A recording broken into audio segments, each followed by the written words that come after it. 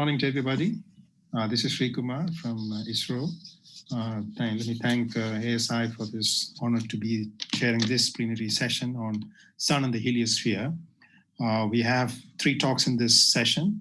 The first 2 talks are directly addressing the first and important solar mission that's coming up as of now, planned for January 2022 launch, Aditya L1. Good morning to everybody. This is Sreekumar from ISRO.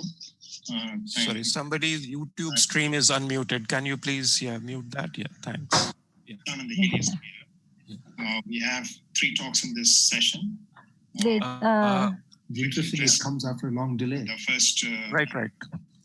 So Poonam, are you running it on YouTube as well? I am not running. I just see you are unmuted and Sreekumar is unmuted. So one of you are running. Everybody else is muted. Mine. I'm sorry. Okay, that's okay. I was looking at the schedule using that. Yeah. Sure. Okay. Apologies for that. Okay. Anyway, the point I was trying to emphasize is this is a very important mission, and we have a very extensive science working group that has been having various kinds of debates amongst the solar community in the country to bring together the community to really address the key problems that this mission can address it, and also look at potential problems that can be addressed in collaboration with other solar missions that are out there, in particular the Parker Solar Probe and the new solar orbiter mission that has been launched recently. So very important to really have extensive discussion in the country, and I'm glad to see there is a plenary session on Sun and the Heliosphere. Let's begin with the first talk by Sankarasubramanian on Aditya L1. I don't have the exact title of the talk, Shankar, in front of me. I'll just share it. Yeah, so you could share your slide and we can start. I'll give you a warning 5 minutes before your time expires. Okay, thank you. Good morning, everyone. You can see the screen, right? Yes. Okay. Good morning, everyone. I am going to discuss about a title called Sun and Heliosphere, Remote Sensing with Aditya L1. And first of all, let me thank the ASI SOC and the ASI members for providing an opportunity to present the important science one can do with Aditya L1. Though Aditya L1 can do both remote sensing as well as in-situ, I'll be covering mostly the remote sensing part, and Dibyendu, who is following me, will cover the in-situ measurements.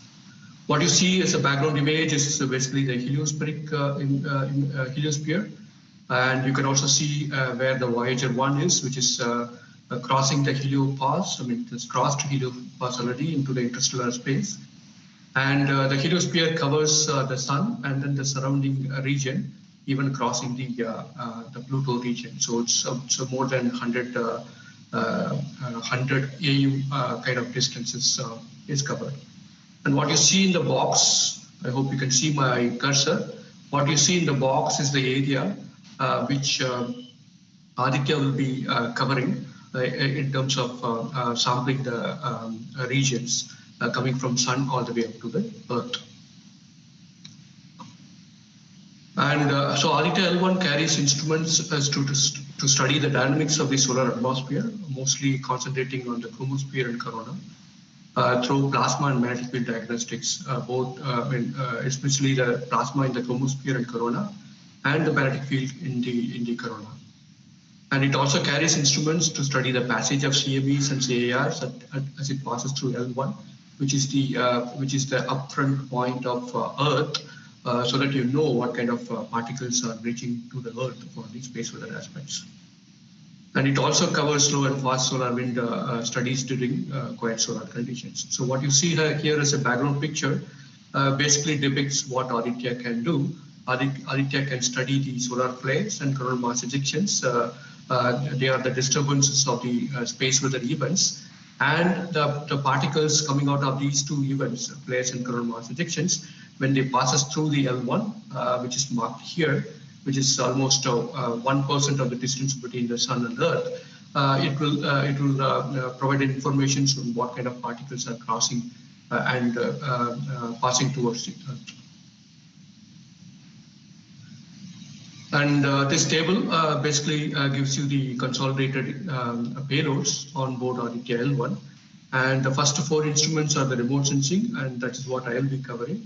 And the next 3, which is an in-situ instruments, will be covered by Dibyendu.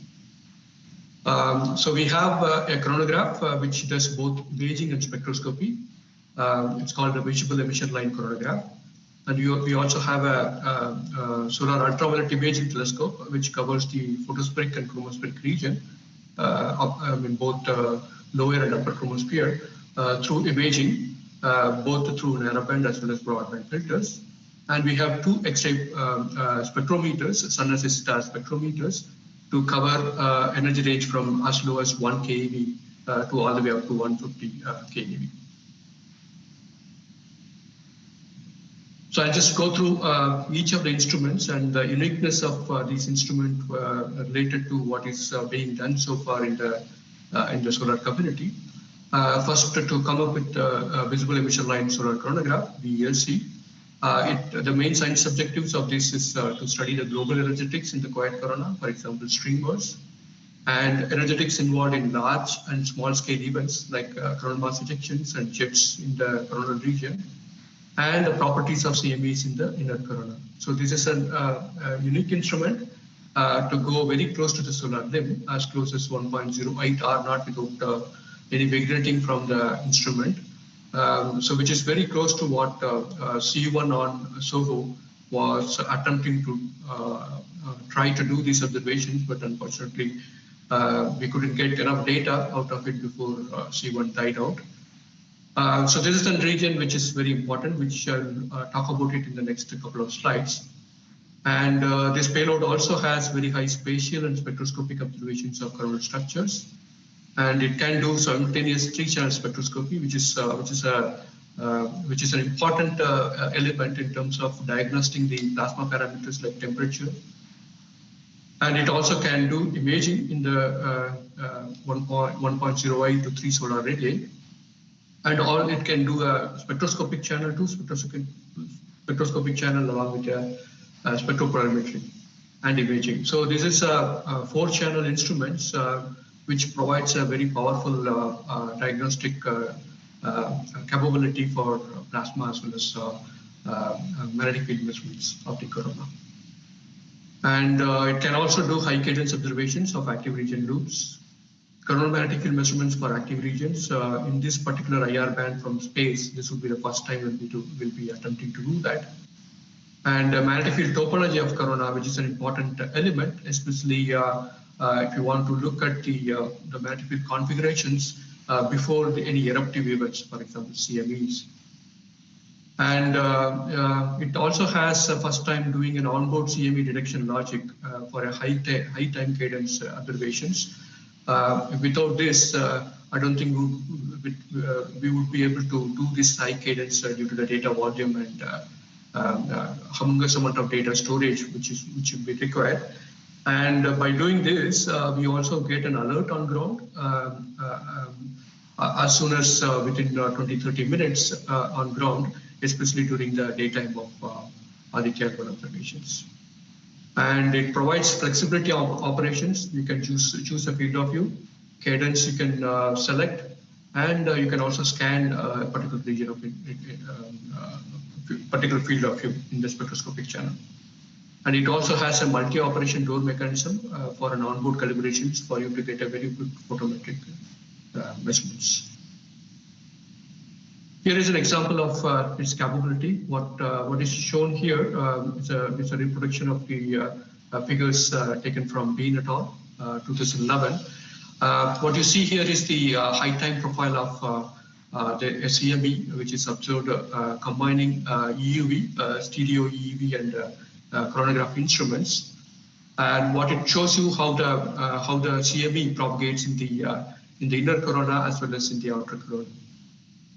And you can clearly see that the shaded box is the region where the coronographic data is available. The data which you would start to see is all the way above, say, 1.4 or 1.5 solar radii from it. And what is interesting to see is the acceleration and the velocity peaks somewhere in the region of 1 to 2 solar radii. So this is a region where a lot of acceleration and deceleration as well as the velocity pickup is happening in the inner corona which is so far has not been observed with any of the coronagraph instruments on board. Of course, EUV is an instrument which one can utilize to do that, but please note that the EUV intensity goes as a density square, whereas the coronagraphic intensity goes as density. So the intensity of the EUV falls much faster compared to the intensity of the visible emission line, visible band coronagraph. So the sensitivity point of view, visible coronagraph will be much better compared to EUV once you go away from the disk, which is even above 1.15 or 1.2. Once you go, EUV start to decrease in intensity much faster. So that's why this particular region in the white light is an important area for us. Here is a few plots just to stress on the importance of this particular region, taken from the same paper. Just want you to concentrate on the acceleration region. You can see that the acceleration region is mostly in the region below 1 solar radii above the limb. That means the acceleration happens, the peak of the acceleration happens below 2 solar radii region. And you can also see that faster acceleration pickups is in the inner corona compared to the slow accelerator CMEs picks up in the outer corona. So if you want to see a really fast CME, which gets accelerated very fast, you would start to see the accelerations much below the 2 solar radii region. There are other plots which shows about the at what time the duration of acceleration. More the duration of accelerations, it goes the acceleration peaks goes to the higher height compared to the lower duration, which is a logical thing to accept it. And in terms of velocity, if you look at it, okay, the velocity can go all the way up to something like 10 solar radii, the peak velocities. But most of the acceleration happens below the 2 solar radii region. And you can see the plot, the tables here, where it shows what is the kind of height at which the accelerations happens, anywhere from 0.01 to all the way up to 1.76, which is the maximum. And while the velocity can peak up to 10 solar radii, whereas the maximum acceleration can happen only below 3 solar radii. So the 1.05 to 3 solar radii is an interesting area for acceleration studies of CMEs. The other aspects one can do with VELC is to study of morphology and the rate of CME. Of course, this has been done by many of the previous generation chronograph. For example, what you see on the left plot of different morphology of the CMEs, starting from a flux loop type morphology to the loop type and the jet type of morphology, and a mixture of all, which is considered as other.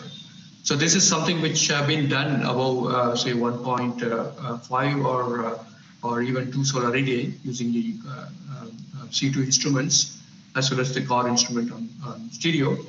And whether this kind of morphology does it exist even below 2 solar radii is something is of anyone's guess. So it will be an interesting area to study what type of morphology we see and how they are connected with the higher height in the solar atmosphere. This is something one can do with it.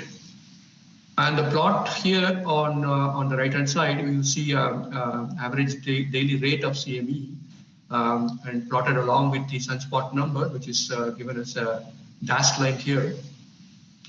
And what you see here after 95, when SOHO was launched, people have tried to utilize a lot of data processing techniques to understand the number of CMEs, depending on the sensitivity of the CME and the sensitivity of the techniques what you are using.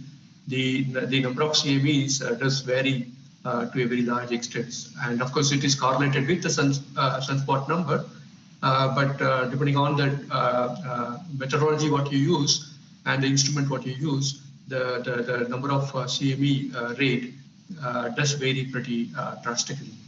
Whether the same CME detection can it be used in the below the 3 solar radii is an interesting question. It's for everyone to understand and address it. And probably going closer to the sun, where your densities are much higher, your sensitivity will become better. And I'm sure that the more number of CMEs will be able to be picked up in the region with the corona, which is closer to the sun compared to the outside. Then another area which VELC will provide very comprehensive data is on the coronal field topology and the line of sight field strength. What you see on the left-hand side plot is a prediction generated for a particular eclipse for the 14th December 2020 by the SESI group of ISR Kolkata. And what you see is here a very complicated topology of the coronal structures, which is seen in the inner corona. So this is something which Aditya will be able to map it, albeit in a low cadence, but it will be able to map it over days and hours time scales, and hence the morphology change over the time scales before the CME is an important element. One would be able to the pure morphology itself. And the line of sight field strength, though it is very weak, we'll be able to do the line of sight field strength measurements over active regions, if not on the polar regions or coronal fold regions. Definitely over active regions where the densities and temperatures are higher, the signal to noise ratio is much better compared to the other regions. So we'll be able to do the line of sight field strength measurements over the active regions. And VLC also carries multi-slit configurations, and you can see a statement by Lin et al., who has proposed space-based 25 centimeter aperture 6-line 100-slit coronal spectropolarimeter, which would be equivalent to a 6-meter class coronagraph equipped with a single slit and single wavelength spectropolarimetry, which is the case of, say, for example, the T-KIST, which will be able to do the coronal magnetic field measurements, but with a single slit configuration. So this will be the first of its kind, VLC, multi-slit coronal spectropolarimetry in space. Precedence is what our Lin and his team was thinking of launching in the future. Then coming to the second major instrument, which is the Solar Ultraviolet Imaging Telescope. As the name suggests, it looks at the ultraviolet band of the on the solar corona and the chromosphere. So this also addresses the energy transfer in the solar atmosphere, starting from photosphere to transition region, and energy associated with solar flares in the UV band, which is not fully covered with existing emission, especially the chromospheric height. Stability, dynamics, and eruption process of prominences and filaments, both for quiet as well as active region. And one of the major science goals is to look at the irradiance variations with solar features. So irradiance so far, people have been doing with the sun as a star. This would be a first instruments which will look at the irradiance variations across the solar feature. So the variations of the irradiance, which can be very high in the UV band, whether it is constituted from the active regions or the quiet regions or the branch region, is something which is a long-standing puzzle which can be sorted out with this instrument. The uniqueness of this instrument, it's a first full disk UV images in this particular NUV band. Large enough field of view to provide context images to VELC. So VELC cannot see the source regions of CMEs. So SUIT will act as a context image instrument to study the source regions of many of the CMEs. Magnesium filters, magnesium and calcium filters are for solar flares and activities. And it also detects CMEs in the wideband filters along with VELC. So this is something, an interesting element which we are looking forward from SUIT. And one interesting stuff is it has an onboard flare detection logic similar to onboard CME detection in VELC, and provides us to go into high cadence flare observations mode. And it also provides an alert on globe immediately as a flare happens. So this provides us the kind of informations, alert informations which we need on ground to follow these events. And it also have flexibility in operation, field of view selection, cadence selection, image scanning selections one can do, and ROI selection to track active regions for many days. This is also a feature which is embedded into the instrument. So here is a plot showing how important is the radiance variations in this particular band. What you see here is the spectra of the sun as a star, and the red curve is the black body fit of the sun.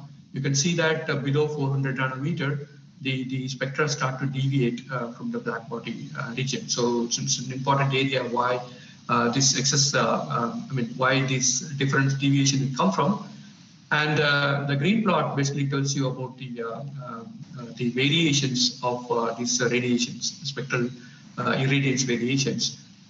So you can see that while the visible band, the spectral irradiance variation is less than, it's of the order of 0.1%, whereas as you go below 400 nanometer, it can go even up to the order of 10% variation. So it's a peak variations from the visible band to the 200 nanometer band.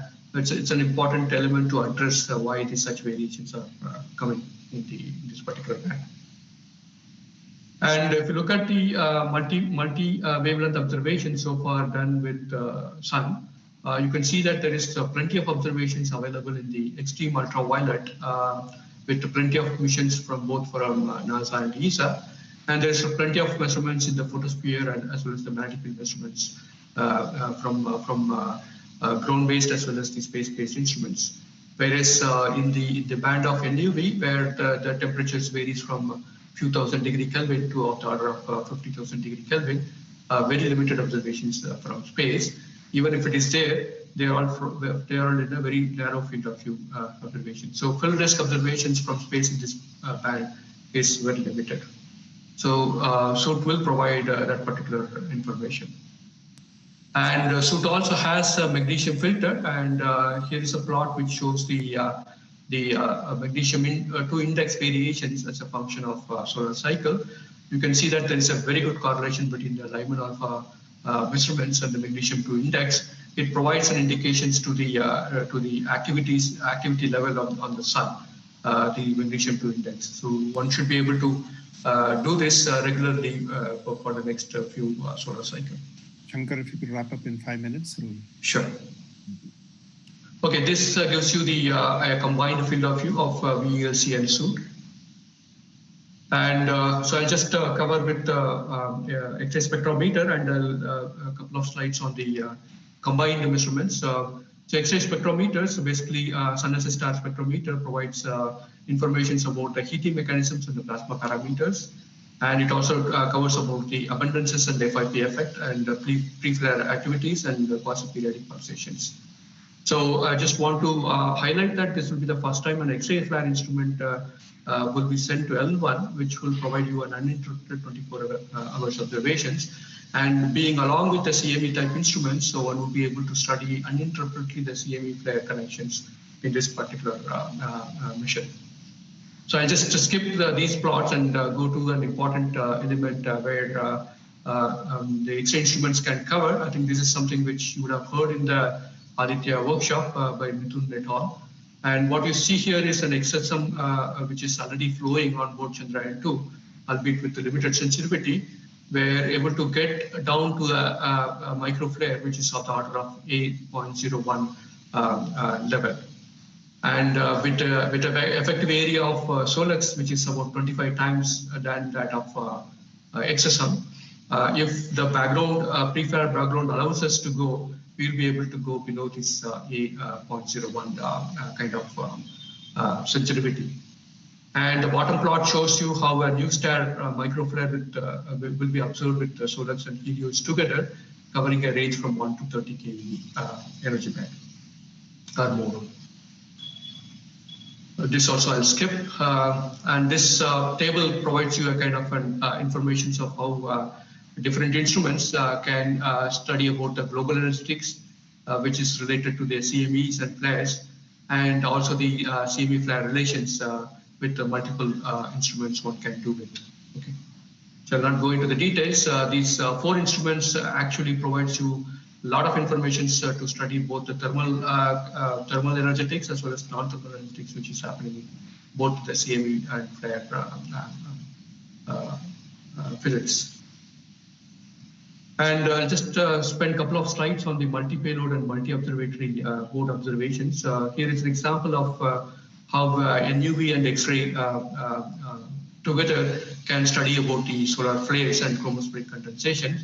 What you see on the right-hand side picture is how solar flares, during the peak of the solar flares, you would see on the magnesium-2 images from the SOOT instrument with the SOOT PSF. And you can see that the flare kernels is clearly visible from the SOOT instrument. And if I do the area of these flare kernels and relate it to the number of pixels on the flare kernels, you can see that they evolve together, which shows that this is a multi-loop configurations of these flares which is happening. It's not a single loop configurations. And they are also related to the hard X-ray emissions. What you see here is the hard X-ray image, hard X-ray light curve from the Fermi instrument, and combined with the IRIS data, which looks at the magnesium area, counter area of these flare kernels. You can see they go 1 to 1. So that means the hard X-ray, the high energy electrons which accelerated and provides the hard X-ray photons, which also gets precipitated in the chromosphere, provides the required emissions in the UV band. And here are a few more what can do with the multi-observatory mode. So the plot here taken from Lamy et al. 2019 shows a correlation between the radio flux as well as the CME mass. You can see that they correlate very well between together. So radio observations in this 10.7 centimeter radio flux would be an interesting parameters to look along with the cap. And the plot below shows the kind of type 2 and radio burst what you see before flare and CME events. And studying this along with the VLC and other flare detecting instrument will provide a lot of important information about the accelerations happening in the deeper layers. Of course, the one area which we miss between the remote sensing and the in-situ instrument is the region between 3 solar radii to the L1 point, which actually one can cover with the interplanetary scintillation instruments to track the CMEs all the way from 20 solar radii, typically the UT radio telescope can provide, to all the way up to the L1 point and beyond. So if you're able to do that, I think we'll have a very good coverage from inner corona to all the way up to the L1 point. And as Sreekumar pointed out, there is a good opportunity for us to do a multi-mission coverage between solar orbiter, Parker Plus, as well as the Aditya L1. For example, METIS instrument and VLC, which has a very good, reasonable overlap between the field of view, can provide a real 3-dimensional mapping of the CMEs in the inner corona, which is an important element.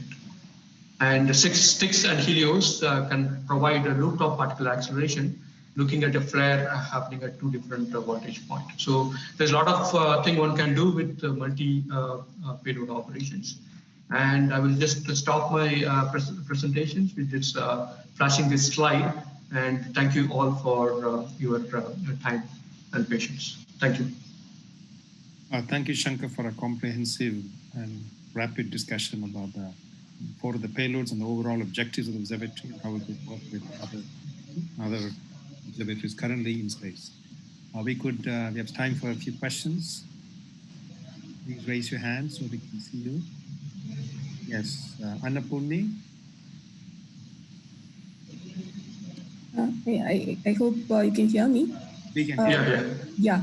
So my question is, I'm just out of the blue, but is it possible to observe a sun-like star? Because quite excited with the MG2 line and calcium line possible. So basically the MG2 line. So if you can observe some if possible, at least a snapshot of a couple of sun-like stars, then we will actually be able to understand the continuous, the chronospheric activity of sun-like stars to extend to, their activity properties. Yeah, so the major limitation of this is the sensitivity of the instruments. There are a few stars which we have targeting for photometric calibration, but the brightness has to be very big. So, for example, SOOT is aiming at looking at Sirius, and even to go to Vega, we need to have a very long integrations of the order of several hours. So it would become a problem for mission to have a very long integrations looking away from the sun for a long period because of the power and other resource requirement. So currently, I think the plan for photometric calibration is to look at Sirius and Vega for PLC and SOOT instrument. I hope that answers the question. Dulekha, maybe unmute and ask. Yeah, the magnesium 2 index across cycles, the plot showed dips at the peaks. Are those dips meaningful? And what do they mean actually? Are they significant? Yeah. Yeah, so, okay, I mean, if you look at from the variations point of view, I would say it is not as significant because if you do a 3 sigma level, it may not be very, very big, but it seems to be a systematic. You can clearly see on both the solar cycle, you do see a very systematic dip during this particular period. Currently, I don't know to really answer whether it is a real signatures from the sun or it's a systematic variations from the instrument. Maybe the SOOT team, if Durgesh is there, he may be able to answer.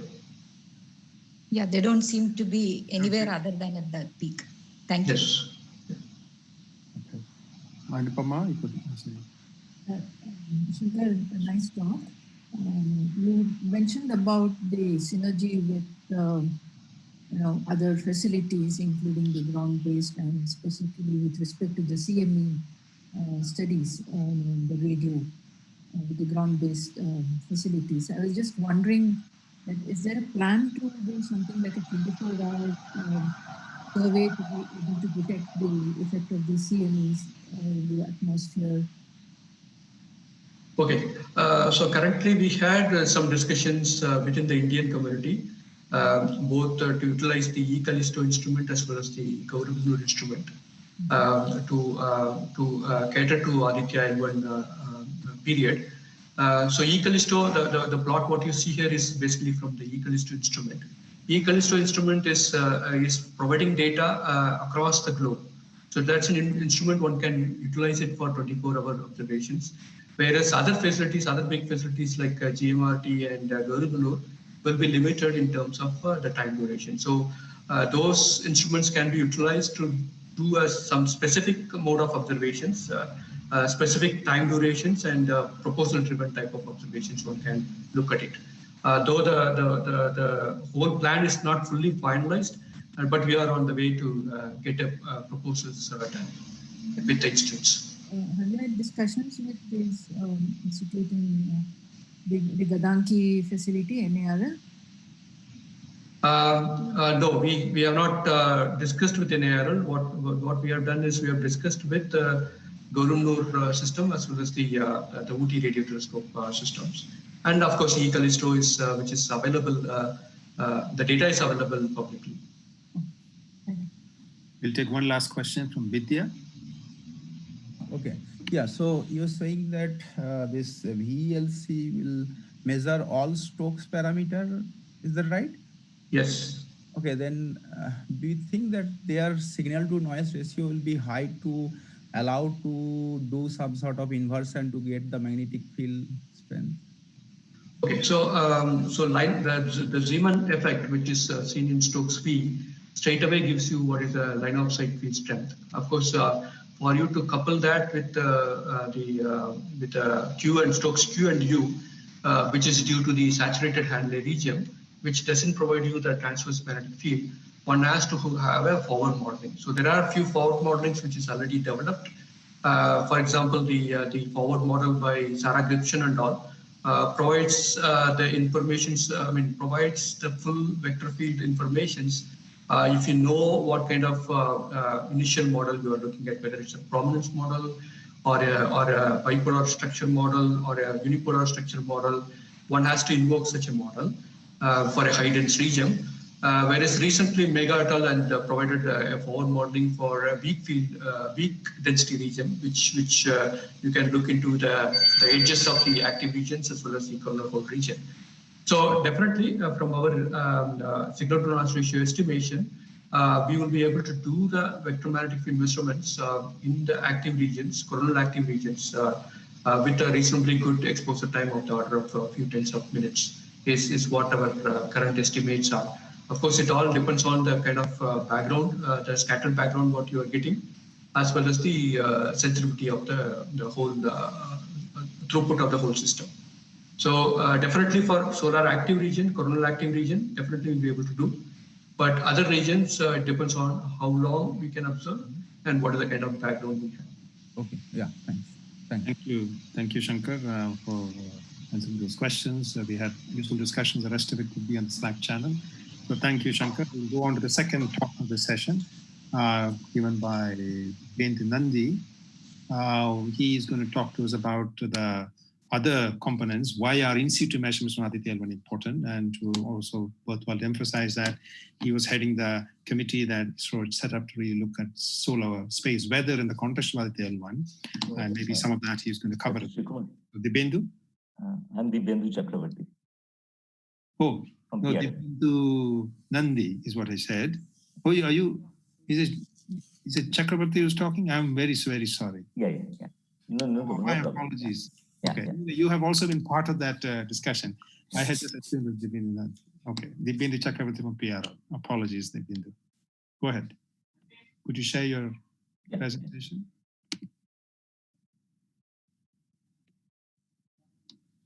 Is my screen visible to all of you? Yes, it's visible. If you could make it full screen. Yeah.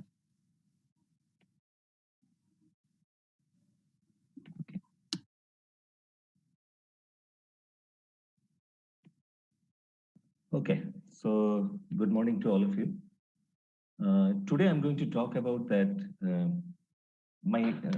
why in-situ measurements from Aditya L1 important. Shankar already talked about the remote sensing instrument that Aditya L1 will have, and I'll be focusing on the in-situ instrument. There are three in-situ instruments. One is Aspects, another is PAPA, and the third one is MAC. Before I start the talk, let me give a disclaimer that because of the time constraint, I'll be targeting only a few issues, scientific issues, and based on that, I'll try to justify the instrument configuration and the measurement that we are going to make. And so to say, it's not exhaustive. Many topics I'll be leaving out, and this will be a contour visit, means no in-depth discussion as such.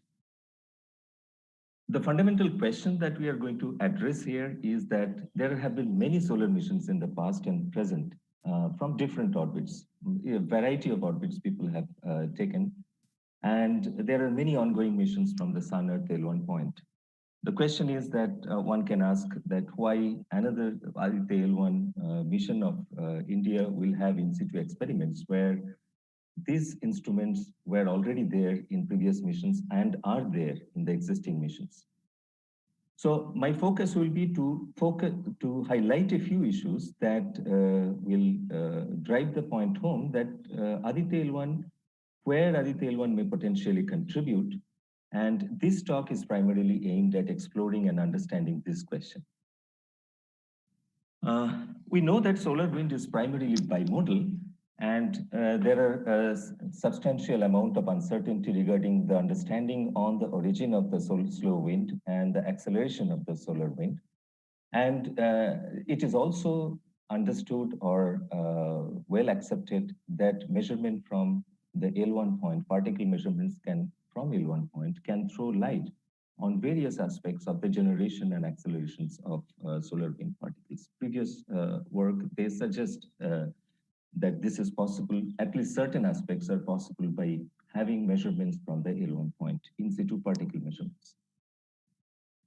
If you look at the particle spectra, or rather than fluence, this is an oxygen fluence based on S observation from the L1 point, advanced composition explorer observation. There are three distinctly different regimes of particles that can be seen. One is, if you go up to, let us say 3 to 4 MeV, this is purely solar wind, and this is solar wind, slow and fast solar wind. Then you see that there is a tail coming up, and this is the suprathermal regime, where the energy can range from 3 keV to few hundreds of keVs. And then eventually you get the solar energetic particles. Now, there are many aspects of the generation of this particle in each of these regimes are not clear. To make one point here, that the protons, alphas, and electrons are important markers, and also the other ions, other minor ions. They are important markers to understand solar wind properties.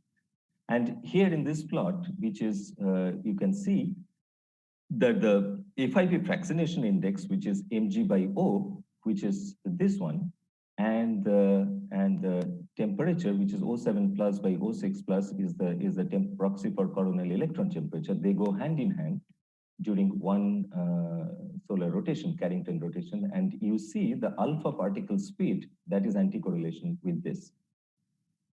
Now, this actually calls into, poses a question, the role of thermal electrons in driving the solar wind out. So the existing, there was an initial understanding for quite some time that thermal electrons play an important role in driving the particles out. Had that been so, it would have gone hand in hand with this temperature and mg by O. The alpha particle speed would have gone hand in hand with the other two variations. Now, helium is the second most abundant element in the sun, and it plays a significant role in the dynamics, mass flux, origin, and acceleration of the solar wind. And generally, when we talk about the helium abundance, we actually express it in terms of the ratio of the number density. And this is in solar wind, it is typically in slow and intermediate solar wind, it is typically of the order of 4 to 5%. But in CMEs, sometimes you can see that it can increase up to a level of 30. Okay, and the speed and flux of hydrogen, which is the primary constituent of the solar wind, it should actually, from the first principle, one can expect that it should increase sharply with the heating rate in the corona, but that doesn't happen because hydrogen flux at 1 AU is roughly constant and independent of speed.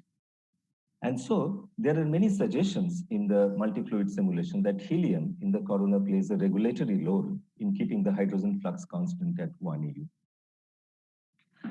If we look at the typical AHE, the helium enrichment index, at different points in the heliosphere, one can see that in the photosphere, which is helioseismic measurements suggest that AHE is of the order of 8. If you come to corona, interestingly, helium is rarely seen to exceed 4 to 5.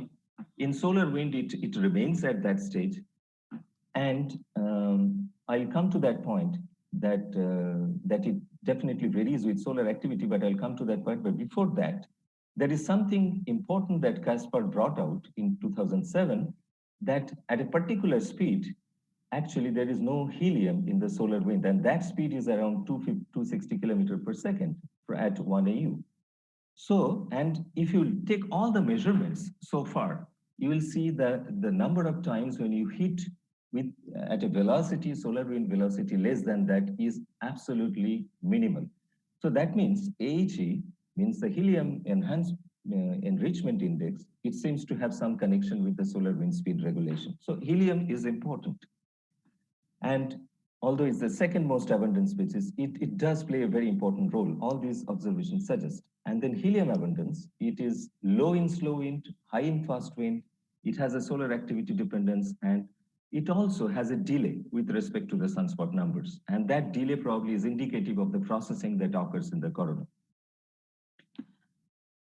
Now, recently we have got some very interesting result that we have seen that we have analyzed some 4 solar cycle data, helium data, and we have seen that this is cycle 21, 22, 23, and 24, and we have divided the data into different velocity beams, and we have seen in cycle 24, there are significant changes in the AHE percentage. And this is the y-axis is the frequency. That means number of times these events are occurring. And if you take the first two, the second and third velocity beams, they constitute almost 70%, 75% of the total solar wind. And we have seen that there is a significant shift in AHE percentage from 4 to 5%, let us say here, 4.5 to around 2.5 in cycle 24. So there is a change, there is a significant change in cycle 24, which started from cycle 23 in the helium abundance in the solar wind. And this was about AHE when it is less than equal to 10, and when it exceeded greater than 10, then also we saw that there is a significant and drastic changes starting from 23, and it ended up in cycle 24, where higher AHE events remain less than 2% in cycle 24. So there is definitely something is changing here, something changed in cycle 24. We also evaluated the solar activity dependence of the velocity dependent AHE. See, AHE is dependent on velocity, and if you see the Pearson correlation coefficient at the top as in the form of legends, and the first number is the velocity and the second number is the Pearson correlation coefficient. The number in black is the sunspot number variation, and at different velocity beams, the correlation coefficients, the AHE percentage are plotted. And one can see that the velocities in the last 3 solar cycle, where the correlation with sunspot number maximizers are of this order, whereas in cycle 24, it actually almost remains same at all the velocity beams. It maximizes around 401 kilometers per second. So the velocity dependence definitely decreases in cycle 24. And the phase delay of AHE with respect to sunspot number, it starts decreasing from cycle 23. Here you can see that the SSN peak comes earlier and then the AHE peak comes later, where by the time you come to cycle 24, there is almost no phase delay. And the fourth one, once we did these correlations, we also plotted in each of these cycle the correlation coefficient and the phase delay. And we saw that when we come to cycle 24, the delay almost becomes insensitive to the velocity variation. Something drastically has changed in cycle 24 in terms of the processing of helium in the solar corona. So when we do a sensitivity analysis, taking different AHE limits from 4% to 10%, and looked at cycle 24, we saw the slope, which actually brings out the velocity dependence of the lag of helium abundance with respect to the sunspot number. We saw that this is consistently low in cycle 24, regardless of what AHE limit you take. So that essentially means that this is consistent and this is happening. So our investigation suggests actually helium processing happens in the sun through various processes. One is the first ionization potential effect, gravitational settling, then there is Coulomb drag, and then there are wave particle interaction. And probably we suggest that the FIP effect and gravitational settling, why we say that these two, because the lag is on the higher side of the order of hundreds of days, our investigations suggest that the large-scale coronal magnetic field topology and dynamics went through systematic and significant changes starting from cycle 23, and this altered magnetic field configuration affected the way helium got processed and depleted in the solar atmosphere. The question is, how is cycle 25 going to behave? Then there are halo ICMEs and AHE. There are earlier studies that indicates that the helium enhances during the passage of CME through the L1 point. Here is a case where you see that it almost exceeds 10% during the passage of the magnetic cloud associated with this CME event, whereas you contrast it with another event where it didn't show any enhancement. So there are CMEs where you see an enhancement in helium, there are CMEs where you don't.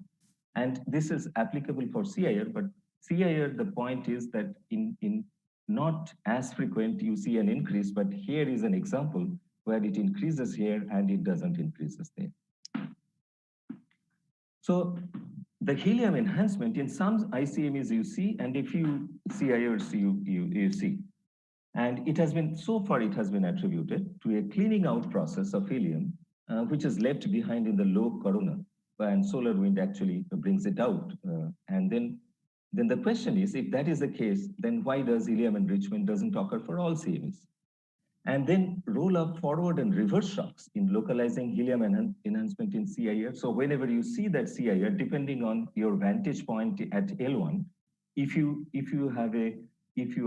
directional measurements are inconsistent or in line with the particle's direction, then you will measure it, or it will detect it, or you don't detect it. Is it like that? Why do all CIRs not show enhancement directionally? So these are the questions that exist till date. There are other characteristics of ICMEs, and where you see bidirectional counter-streaming solar wind suprathermal electron flows, which is shown here in the NC.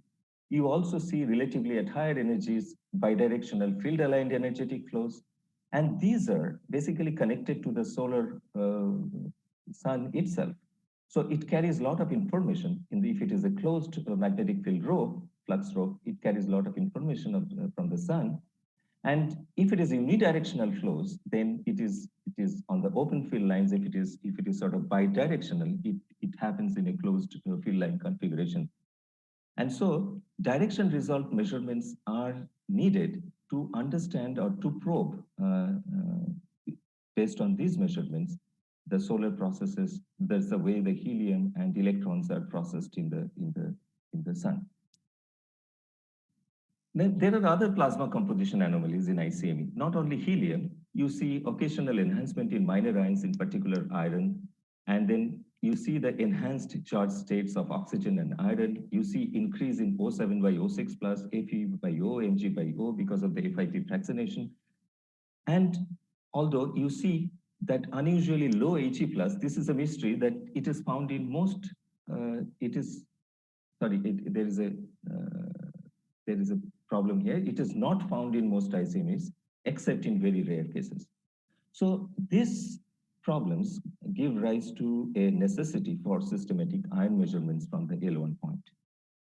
Now getting into the suprathermal population, if you take into the suprathermal proton population at L1, you see that there is an enhancement in both hydrogen flux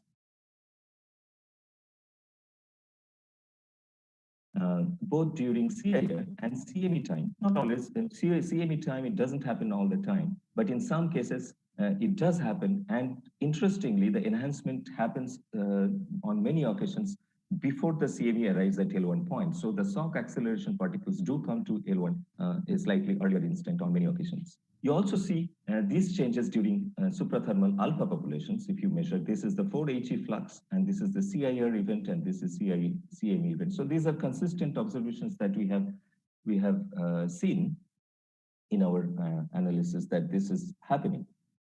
Now, as far as this suprathermal population are concerned, this plays a very important role because they can act as a seed population for ACPs, and then they can provide the initial injection energies that are needed to accelerate particles through shock.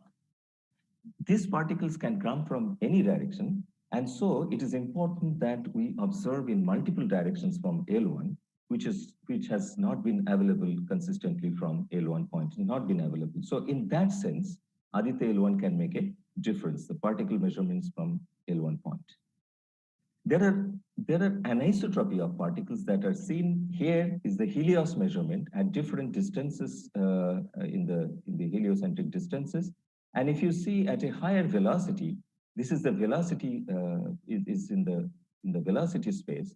And you see there are two components. One is the core component and another is the beam component, and they show anisotropy.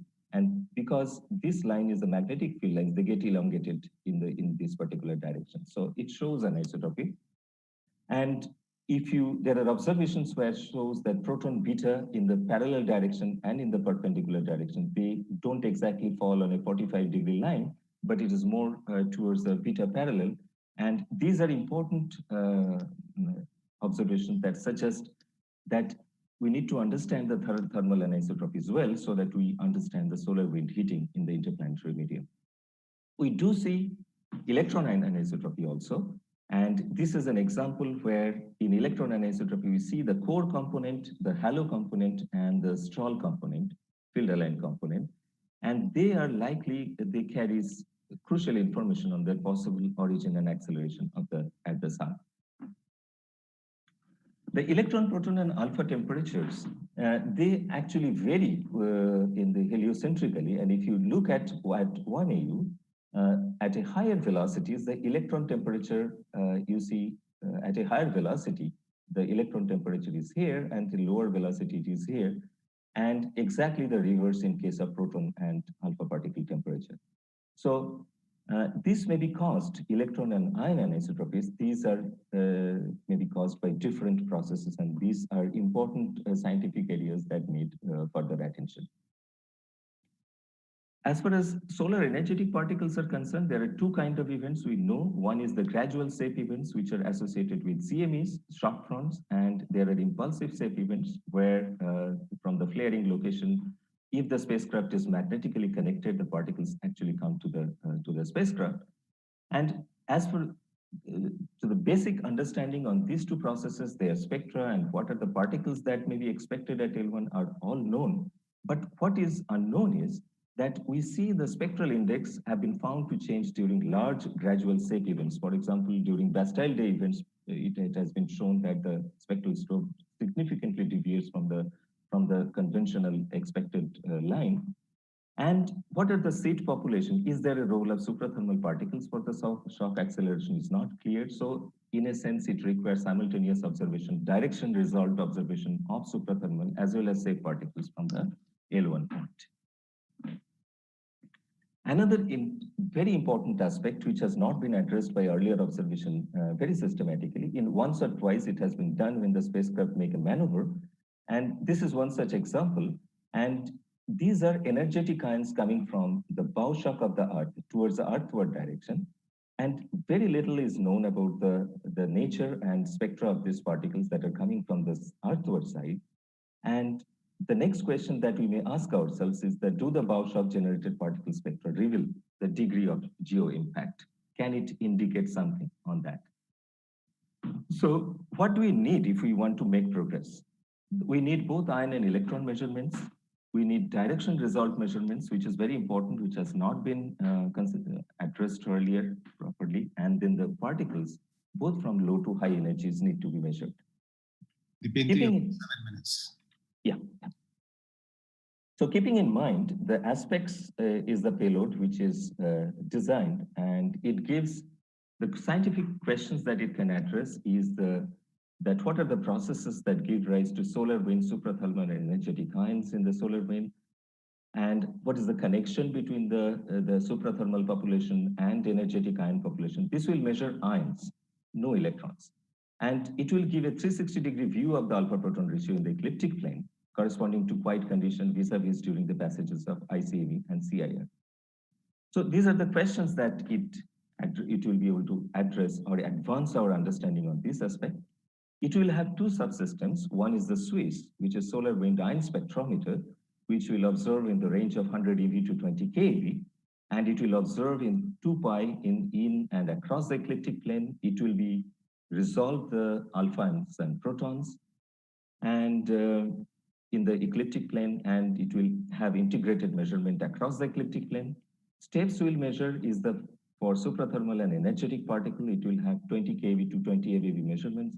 It will observe in 6 directions, alphas and protons separated in radial, Parker, and anti-sun direction, whereas it will be integrated in intermediate and north and south of the ecliptic plane, this direction. So this is where SWIS and this is THA1, THA2, 2 subunits of SWIS that will be sitting here, and the second unit, the steps unit, will be here, the frontal one, and another will be on the anti-sunward side. So that will come here.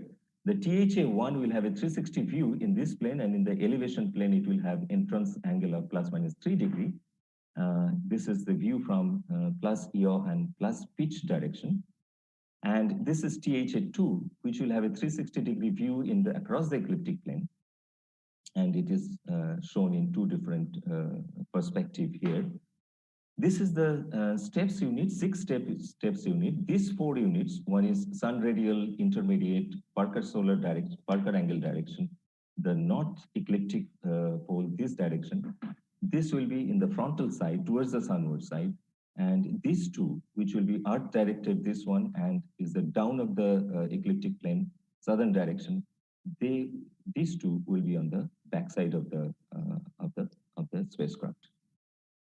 The plasma analyzer package, it will complement or it will have measurement that is complementary in many ways to what aspects will be doing. It will primarily focus on solar wind electrons and velocity distribution function, so that it will be able to address the electron temperature anisotropy, different components of electron, for example, the field aligned strahl component, and it will also able to pick up the higher the ions. For example, it will be able to measure 1 to 60 mu, whereas aspects will be focusing mainly on the hydrogen and helium. And so in a sense, this will be complementing. As I said, that it will have 2 sensors, one for electrons, sweep, and another for both ions and electrons, which will be Sreekumar. And its field of view is 30 degree in the elevation plane. Compare it with the aspects elevational FOV, which is 3 degree. And it is 124 degree in the azimuth plane, which compare it with the aspects, which is at 360 degree. In addition to that, the THA2 in aspects will, across the ecliptic measurements also it will have. So these are the units where you see the time of flight section here, the ESS section here, and the sweep sensor for electron measurements is actually here. And it will operate in this mode, whereas the electron mode will be operational for sweep for all the time. The Sreekumar electron, the ion mode will be operational intermediate between these 2 modes. Any L1 point measurement will require magnetic measurement, because the magnitude and direction magnetic field measurement, they are very important because they are needed not only to study the temperature anisotropy, but also to investigate the geoeffectiveness of the space weather events. And these are the different range resolution accuracy of the triaxial magnetometer that will be flux gate magnetometer that will be flown. And these are the specification of the 2 magnetometers. They will be put on a 6-meter boom, one at a 6-meter distance, one at a 3-meter distance. And these 3 measurements, aspects, kappa, and mag, will try to address the solar and interplanetary processes by suitably complementing each other. So as I said, to summarize my talk, aspects and kappa observation will complement each other by the azimuthal and annihilation plane coverages respectively for solar wind ion measurements. Aspects will provide a 360-degree measurements of proton and alpha, both low and high energies, whereas papa will provide electron and ion measurement. For ion and electron anisotropy, solar wind plasma waves, and geoeffectiveness studies, MAC data will be useful. We would also like to combine these measurements with the other in the remote sensing payloads, measurements from these payloads, VLC, SUIT, SOLEX, and Helios, for source process characterization. We'd like to compare our, for studies, we compare our data with the data obtained from Parker Solar Probe and Solar Orbiter. As Shankar pointed out, that measurement from the newly revamped and with a much more powerful UT radio telescope, that can act as a complementary tool, because we don't have any heliospheric measurement, and we are uniquely poised to tap the potential of the UT radio telescope in such a way that it gives us an edge with respect to the other mission, so that we can track the heliospheric transient right from the sun to the L1 point. And we also probably need to combine the E-Callisto and Govind radio telescope observation to investigate association of SEP with the radio burst event. And with this, I would like to thank you for your attention, and I'd like to take any questions or comments regarding my talk at this point of time. Thank you. Thank you, Deepu, for comprehensively covering the in-situ measurements and also completing the story on Aditya L1. We have time for maybe a couple of questions. Please raise your hand if you have a question.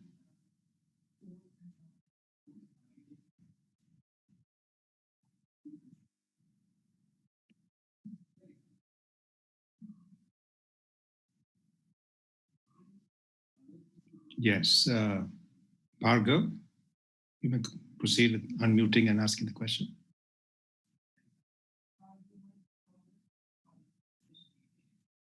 Bhargav, can Hello. you? Yeah. Can you hear me? Yeah. Dibyendu, a very nice talk. I just would like to understand, because you mentioned that the helium is mostly abundant in the fast solar wind, and you get more abundance as compared to low speed solar wind. Are there any studies with regards to any correlation between the area of the coronal holes, which are mainly for the fast solar winds, and the helium abundance in general? Like, are there any correlation between the area of the coronal holes with the helium abundance? Recently, there was an imaging experiment, rocket-based Herschel imaging experiment that was done, and this paper came in Nature Astronomy. And that actually indicated that, but I didn't come across, because all the in-situ measurements they have probably assumed that the first solar winds are coming from the coronal holes. And with that assumption, they have gone ahead and compared it. But the Herschel experiment did point out that based on the imaging experiment on this, although they were not very explicit on that, but I think there was an indication in that paper that yes, these are coming from the coronal holes. Yeah. Okay. Thank you. Any other questions?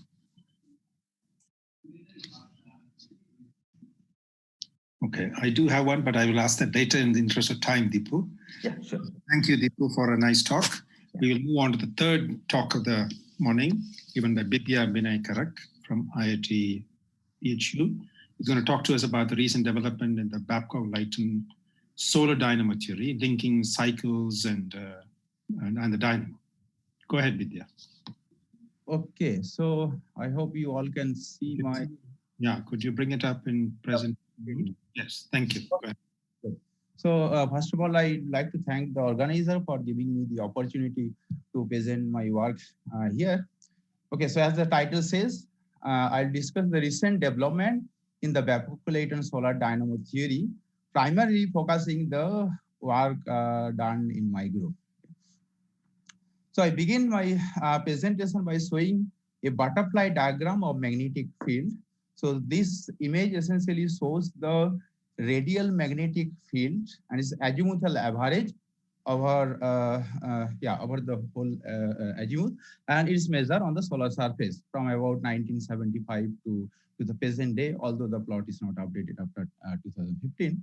So in this plot, here is the equator, and this is northern hemisphere, this is southern hemisphere. So you can see that the magnetic field polarity flip its sign is clearly seen in the pole. You see this yellow goes to blue, blue goes to yellow. Okay, so in about 11 years, this polarity reversal happens.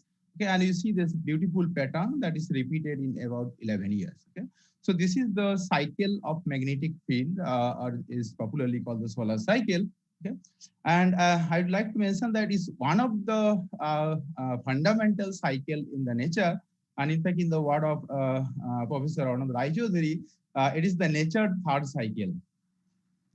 Okay, so although the solar cycle has a period of 11 years, but its amplitude, the amplitude of the magnetic field varies from one cycle to another, and this is better seen in the number of sunspots. Okay. So sunspots are the location of strong magnetic field on the surface of the sun. So the variation of sunspot essentially gives the variation of magnetic field on the sun. And you see this clear cycle, 11-year periodicity, roughly 11 years. Okay, and there is a large variation from one cycle to other. And there is a time in 17th century when sunspot number went to very low value. Okay, so the fundamental question that I would like to address, how does the sun produce magnetic field and cycle? Why this cycle is not regular, and why did the sun produce 100 million like event and then again came back? And can we make some prediction in this for the solar cycle? Okay, so there are some talk yesterday discussing the dynamo. So I'll just briefly discuss the dynamo. So it is believed that a dynamo is operating in the solar convection zone, where the plasma has a convective motion, and that convective motion gives rise to this dynamo process. So how the solar dynamo essentially operates is essentially the oscillation between two type of field, the poloidal field. So in the spherical geometry, it's essentially point towards the pole, and it has r theta component in an axis symmetric case, and the toroidal field is the basically wrap around the rotation axis. And then poloidal magnetic field give the toroidal field because sun has a Dipankar rotation like in many astrophysical object. The convection zone of the sun has a large non-uniform rotation called the Dipankar rotation. Equator region rotate faster than the high latitude, and because of that, the poloidal magnetic field line get stretched and produce toroidal component. So in this animation, this blue color shows the poloidal magnetic field, and you'll see that this field get stretched because of this Dipankar rotation, and gives rise to this azimuthal component, which is the toroidal field. And it is possible in the solar convection zone because magnetic field is highly frozen in the plasma. Okay, and then the toroidal magnetic field give rise to sunspot and actually the bipolar magnetic region. Okay?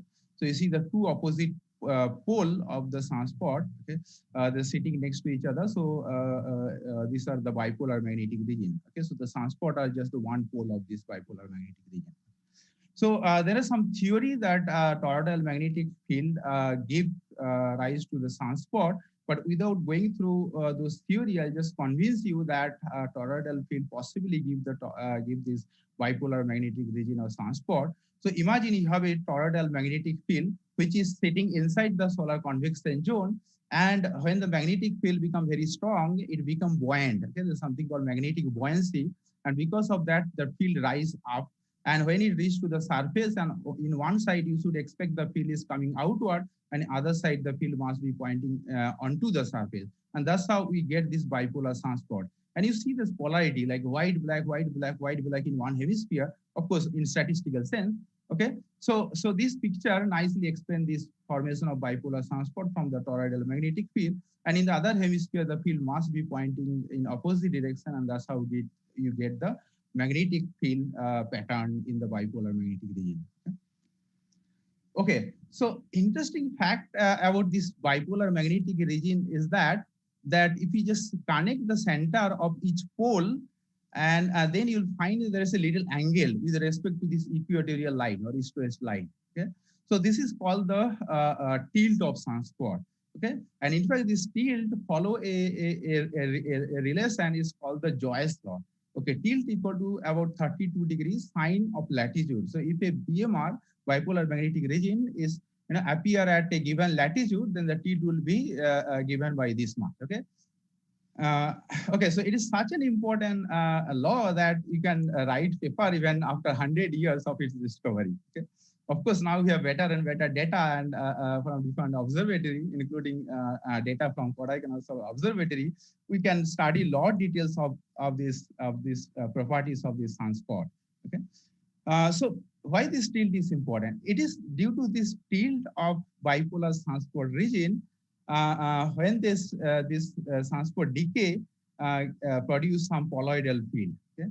So essentially what happened is that the one polarity flux, so in this hemisphere, the positive, that's white color, okay, try to come close to the equator and cancel with the opposite polarity flux, that is white cancel with the black, and the other polarity, that is black, try to go to the pole. Of course, there are cancellation among themselves, but there will be some residual field. Okay?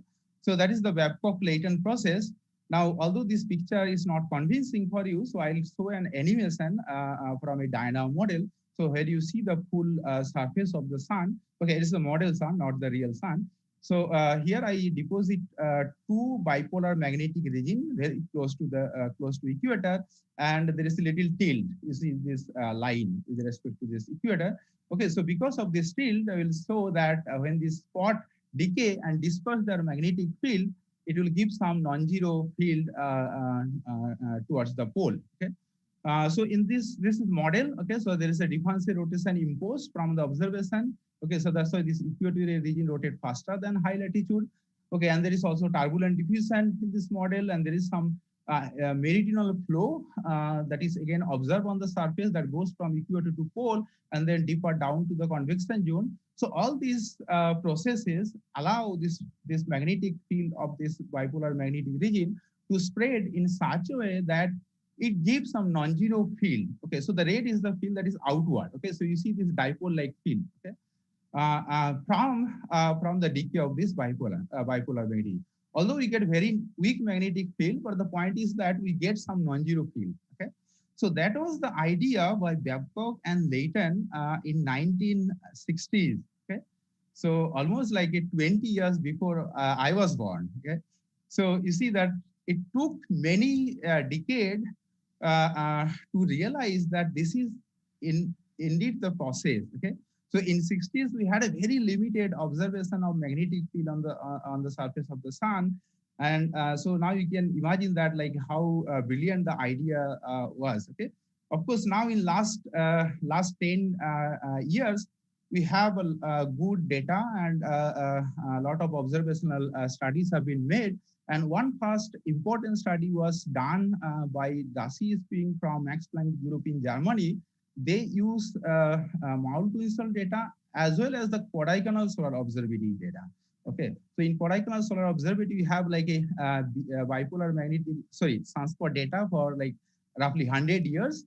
And using this data and with other data, they gave a very good support of this process. And then later there's another work done again using based on the quadrigonal solar observability data, and then few other work were done to support this Babcock-Leighton process. Okay, so we have a very good support behind this type of loop, or this is called the Babcock-Leighton dynamo for the sun. Okay. Okay, so once we know that this is the essential process behind the solar cycle, then the rest is the modeling. Okay, so we have to capture this Babcock-Leighton process, which is essentially the source for the colloidal magnetic field. Okay, so here I show by S. Okay, so it's the modeling. So there are different levels of models are there. I will not go through any of those model. Okay, but I just like to mention that we need the velocity V in this model to, in this equation to get the magnetic field. So most of the dynamo models are essentially the kinetic, okay, meaning the velocity field is specified. Because the sum of the flow is obtained from the observation. For example, the azimuthal component of the flow, it comes from this omega, okay, and it is very precisely measured for last almost like 3-4 decades, except we have some difficulties in near the pole. Okay, and then the meridional component of the flow, UR and E theta, that again comes from the observation. Okay, for which you have good observation on the surface, but we have some difficulties in getting the exact flow pattern and the speed in the deeper convection zone. Okay, so we get the information of the flow mostly from the observation. Okay, and another reason that the kinematic dynamo is not a bad approach, because this flow do not change much. Okay, at least the differential rotation. Okay. So we just specify the flow and we don't have to bother much about the dynamic. Okay, so again, it is an approximation, but we have to believe that it is not a very bad approximation. Okay. Okay, then once you know that this is the kinematic dynamo model that you are going to model, then the problem will be that the magnetic field will grow indefinitely as long as the diffusion of the magnetic field is below a certain value, or the dynamo number is above a certain value. Okay, so because it is a kinematic model, okay, so there is no nonlinearity to suppress this growth of magnetic field.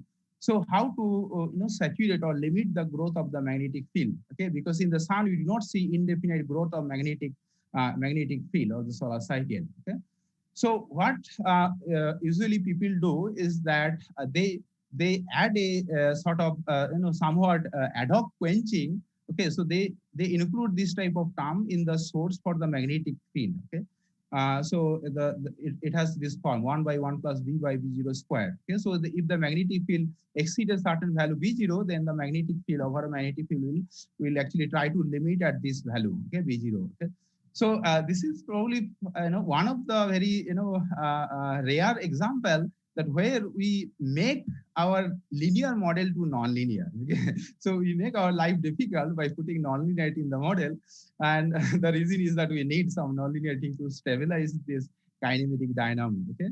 So, so there's not much good support on this, but one idea actually was available based on this so-called flux tube rise. Okay, it is behind the theory behind the formation of bipolar magnetic region. Okay, so I said that the tilt of this bipolar magnetic region play essential role in generating the poloidal field. Okay, and the tilt is produced due to the Coriolis force induced by this, so you know, this toroidal magnetic flux. Okay, the bundle of toroidal magnetic field actually rise towards the surface due to magnetic buoyancy, and that's how we get bipolar sunspot. So now during its rise, this Coriolis force is induced from this, this diverging plasma flow from the apex of this flux tube. Okay, and that gives the tilt in this bipolar sunspot. Okay, so so we expect that if the magnetic field in this rising bundle is, if it is very strong, then it will rise quickly because magnetic buoyancy will be strong, so it will rise quickly. So then Coriolis force get less time to induce the tilt. So we expect the tilt will be weaker if the magnetic field is strong. Okay, so this was the idea, but then there was no observational evidence. So what we did, we started a project, okay, a few years back with a very brilliant student, Vibhuti Kumar Jha, who was in IA. So we explored the magnetogram data. Okay, so use the magnetogram data from MTI, which was available from 1996 to 2011, and then we use HMI data for the last about 8 years. Okay, and then he wrote a automated code which will detect this bipolar magnetic region, by specifying certain conditions. Okay, and then it will compute this tilt of this bipolar magnetic region. Okay? And then we measure the slope of this Joyce law. Okay, so I said the Joyce law, okay, is this one, tilt equal to some constant sign of latitude. Okay, so you see this, how this slope, change with the magnetic field strength in this bipolar magnetic region. Okay, and this is the variation we found. Okay, this is this slope of Joyce law has some magnetic field dependence. So initially it was increasing. Okay, and then we find some evidence of this reduction of the tilt when the magnetic field is strong. Okay, and then this is as a function of the flux in the BMR. Okay, so the two different data sets show somewhat consistent. Okay, although they comes from two different time. Okay, so so we realized that we need a longer data. Okay, because we had like data for only 2 cycles. Okay, so we got some hint of the tilt quenching. Okay, but we need longer data to check its robustness. Okay, but it was a good support. Okay, and for the first time you see this interesting result with the magnetic field strength. Okay, so another mechanism for the limiting the growth of magnetic field in the sun is called the latitude quenching. So this was came in this paper first, and then I demonstrated this idea in Dynamo model. Okay, so these two papers came almost at the same time. Okay. Okay, so so this is purely based on the observational fact. So you see this so-called butterfly diagram of sunspot. Okay, so this picture essentially shows that when a cycle begin, this sunspot start producing sunspot start appearing somewhere around 30-degree latitude, and then as the cycle goes, the latitude of this sunspot propagate towards the equator. Okay, and then again the next cycle repeat. Okay, and here is the strength of the cycle, which is measured, which is obtained from this total area of the sunspot. Okay, so you see that if a cycle is strong, then this sunspot start appearing from somewhere little higher latitude. Okay, and if the cycle is weak, then the sunspot start appearing at somewhat lower latitude. Okay, so this picture was nicely demonstrated by Solanki et al. In 2008. So what he did, he computed the mean latitude for each solar cycle, and then he plotted that as a function of cycle strength. Okay, cycle strength is measured as the total area of the sunspot. Okay, so you see a good correlation. Okay, so and this was again studied from different data source and found that yes, it is a robust feature of the solar cycle. Okay? If a cycle is strong, then it gives, then the mean latitude of sunspot on an average, of course, is larger. Okay. On the other hand, there is another result that comes from the modeling side. Okay. So what we found that, so as I said, this bipolar magnetic region, they decay and produce polar field. Okay, the poloidal field. Polar field is the radial component of the poloidal field. Okay, so here I demonstrated that bipolar magnetic region appearing at different latitude give different amount of polar flux. Okay, so if the bipolar magnetic region appears at low latitude, like 5 degree, 10 degrees, so this is 5 degree, and this is 10 degree. So somewhere at low latitude, BMR gives a larger polar field, whereas the BMR which appear at higher latitude, so somewhere around, let's say 25 degree and 45 degree, they give very negligible polar field. Okay, so BMR at higher latitude give less polar field. This is the result, and that was actually already known from one model called surface flux transport model, which gives the evolution of magnetic field on the surface. But for the first time, this was realized in Dynamo model. Okay, that I realized. Okay, so now if we combine these two results, then we find a very interesting consequence. Okay, so it is this one. So imagine that the magnetic field in the sun is trying to grow. Okay, so one solar cycle become very strong. Okay, so then strong cycle produce BMR at high latitude. Okay, that's what we have seen. Okay, the strong cycle produce BMR at high latitude. Okay, so strong cycle produce BMR at high latitude, and then here we see that BMR at higher latitude gives weak polar field. Okay, weak polar field means it will give the weak toroidal field for the next cycle. So next cycle will be weak. So indefinite growth of magnetic field will be halt. Okay, so this is the idea of this so-called the latitude quenching. Okay, and once we realize that okay, and properly capture that in this Dynamo model, then it produce nice stable cycle. It doesn't allow to grow the magnetic field. Okay, so there is no imposed nonlinearity given in this model. Okay, next thing is that we do not get the observed solar cycle. So in observation we see large variation from one cycle to another. Okay, and there is even like Monday minimum. So what important component is missing in this model? Okay. So we realize that we are bothering about this so-called regular part of this solar dynamo. Okay, so this loop, poloidal give toroidal, toroidal give poloidal. Okay, so this loop essentially give this regular cycle, but we are missing this irregular component which is here. Okay, so irregular component can be here. Okay, so one source of this irregularity is this tilt. Okay, so as I said that the tilt is given by this Joyce law. Tilt equal to 32 degree sign of latitude, but it is a statistical relation. Okay, so on an average this relation is fold, but if you see the real data, you'll hardly see this relation. There's a huge scatter. Okay, so this is the result from again from Karak observed data. You see the distribution around this Joyce law. Okay, so the mean is somewhere around like 8 degree. Okay, of this relation, but you see the scatter. Okay, it is like about 18 degree. Okay, so we have a huge scatter. Okay, and that scatter can have a very profound implication in the solar dynamo. The reason is that on an average, sun produce only 1 to 2 sunspot per day. Okay, 1 or 2 new sunspot per day. Okay, so as the number is less, the effect of the scatter can be very significant. Okay. Yeah, 5 minutes. Yeah. Okay, I'm close. Okay, so once we include that scatter in the sunspot tilt in this Dynamo model, okay, in this result from one of the Dynamo model, okay, then we see this large variation, from cycle to cycle, and some, really, significant variation you see.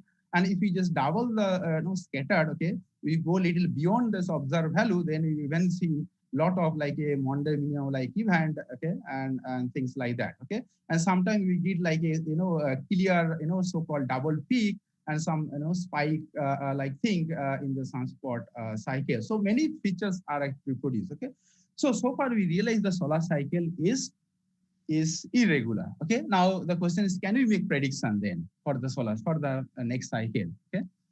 Yes, we can make prediction of the solar cycle because some part of this dynamo loop is so-called deterministic. Okay, so the poloidal field, as I said, gives toroidal field through differential rotation. A differential rotation is known. Okay, and we know that it doesn't change. It changes very little. Okay, let's call the torsional oscillation. Okay, so this part is linear. Okay, so if you are sitting like say at a solar minimum when the poloidal field, okay, which is observed on the surface. Okay. So we know this polar field and we can put this in the model, then the model will give the toroidal field for the next cycle. Okay. And the toroidal field gives sunspot, as I said. Okay. So by measuring this poloidal field, okay, we can predict the amplitude of the next cycle. Okay. So this is the idea. Okay. It is not my idea, of course. Okay. But this is the basis of the solar cycle prediction. Okay. And I must say that the first physics-based prediction that eventually turned out to be correct was based on this idea. Okay, and so that was the prediction for the last cycle, and the prediction was made again for this upcoming cycle by this Govind and Nundi, again essentially based on this idea. Okay, so we can make the prediction, but my student Pawan Kumar has shown a very interesting result. He essentially compute the correlation between polar field at different time and the amplitude of the next cycle. Okay, and he showed that we can make prediction even few years before the solar minimum. Okay, so usually people make prediction at this time. Okay, this is the time of solar minimum. Okay, like here, this bar. Okay, this is the time of solar minimum when people make the prediction. But you see the correlation coefficient between polar field and next cycle already become high. Okay, few years before. Okay. So these plots are from different data. Okay, so he shows that we can make prediction about 2 to 3 years before the solar minimum when usually people make the prediction. Okay, so here are my conclusion. So we see that tilt quenching and latitude quenching are the two potential candidates for the nonlinearity in the Babcock-Leighton process to limit the growth of magnetic field in the sun. Okay, the scattered in the sunspot or bipolar magnetic region cause variation in the solar cycle, including the variation like variation as we see like in the solar cycle like Monday minimum. Okay, and then we can make prediction in the solar cycle, of course, using the polar field, and we can actually make the prediction like 2 to 3 years before the solar cycle minimum. Okay, okay. So I'll stop here. Thank you. Thank you, Bidya. Nice to see the connections that you brought in between the dynamo and the solar cycle predictions. I think it's nice to see going from astrological predictions to astronomical predictions of relevance to the public. The public will be interested in these issues. There are 2 questions in the chat box. We'll begin with that. The first question is from Vaibhav Pant on how do we know what quenching is inversely, how do we know that quenching is inversely proportional to square of B and not any other experiment? Is it derived? So I said that it is somewhat ad hoc, but why it is B square? Well, the magnetic, the Lorentz force, it goes to magnetic field square. Okay, so that's why it is square. Okay, but you can say why is this form? So it has a very beautiful like a consequence. Like you see this when the magnetic field exceeds a certain value, this factor will be weaker and weaker. Okay, so it will try not to grow the magnetic field. Okay, so and again this type of quenching actually appears in so-called classical alpha omega type dynamo model where the alpha is obtained from this helical turbulence. Okay. But here, that type of quenching is not there because alpha effect is non-linear. The Babcock-Leighton, sorry, non-local. Babcock-Leighton alpha effect non-local. Okay, so that's why I say it is somewhat ad hoc. Okay. There's a question from Pankaj on the polarity of field at pole is decided by the component at the higher latitude in this tilted configuration. There's a question: is the polarity of the field decided by the component at the higher latitude? Okay, yes, yeah. So I think you mean that the polarity of the so if the tilt, okay, so I guess you are saying that the tilt determines the polarity of this polar field. I think that's what is implied. Pankaj, you're there online, you can respond. So yeah, the tilt actually determines the strength of the polar field and also the direction. If the tilt is opposite, okay, sometimes, I mean, occasionally we see the so-called, opposite polarity tilt, okay, anti-held, okay, and we call also anti-joyous, okay.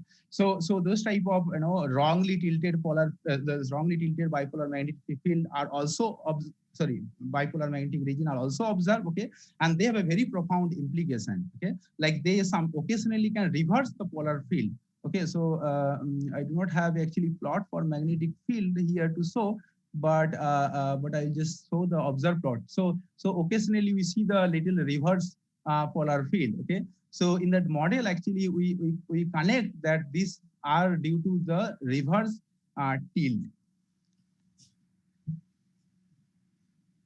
Okay, it's a question from Rajguru. Hi, Bidya, very nice talk.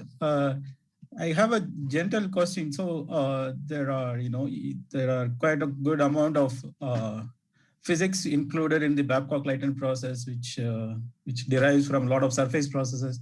But when you consider sun as a star in the field of stars, the stellar activity, the stellar dynamos. So we know very well that the rotation activity correlation is the very dominant one, and sun fits in there. Yeah. So what aspects of all these, finer details which you model, how much of these translate to when you model stellar dynamos? Yeah, so this is a very good question, and in fact now, like I'm trying to connect, and in fact I have few papers also on explaining the stellar activity. So rotation activity relation is one of the important and very robust result. And in terms of this Babcock-Leighton type idea, like as I said, that possibly the tilt of this bipolar magnetic region are caused by this Coriolis force during its rise. So if the star is rotating fast, then this effect of this Coriolis force will be stronger. So we expect that the stronger tilt. Okay. But of course, there are some other complications. So, possibly the increase of the tilt, can cause the increase of the magnetic field strength as we go to high, rapidly rotating star. So we actually get somewhat, closer result of this activity versus activity versus rotation relation. Yeah. But we have difficulties in inferring this meridional circulation in other stars. So we do not know how the meridional circulation is doing in other stars. Based on the theory, we believe that meridional circulation actually becomes weaker as you go to the rapidly rotating star. Okay, and that try to give a wrong trend when you compare the cycle period of stellar cycle. Okay, so stellar modeling stellar cycle is challenging. Okay, but the bottom line is that we are trying to connect and exploring how this type dynamo can possibly explain some basic features of stellar cycle. Thank you, Bidya. Virendra Yadav, you want to ask the question? Unmute yourself, please.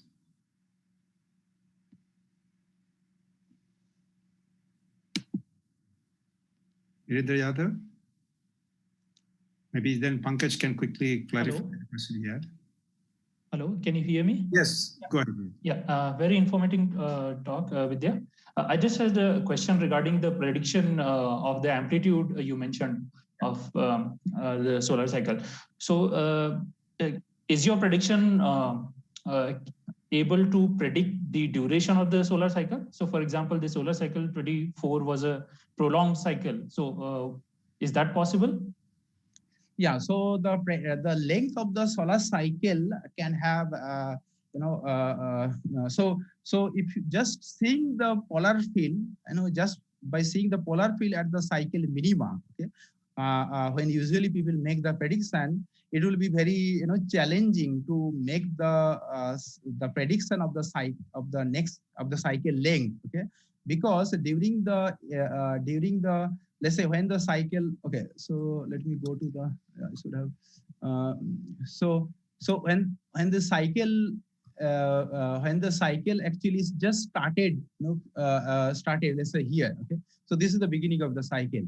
So when the cycle started producing sunspot, then if you have a many, or maybe even a few bipolar sunspot region or bipolar magnetic region with a wrong tilt, okay, then that can actually, instead of reversing the old polarity field, it will amplify the old polarity field, okay.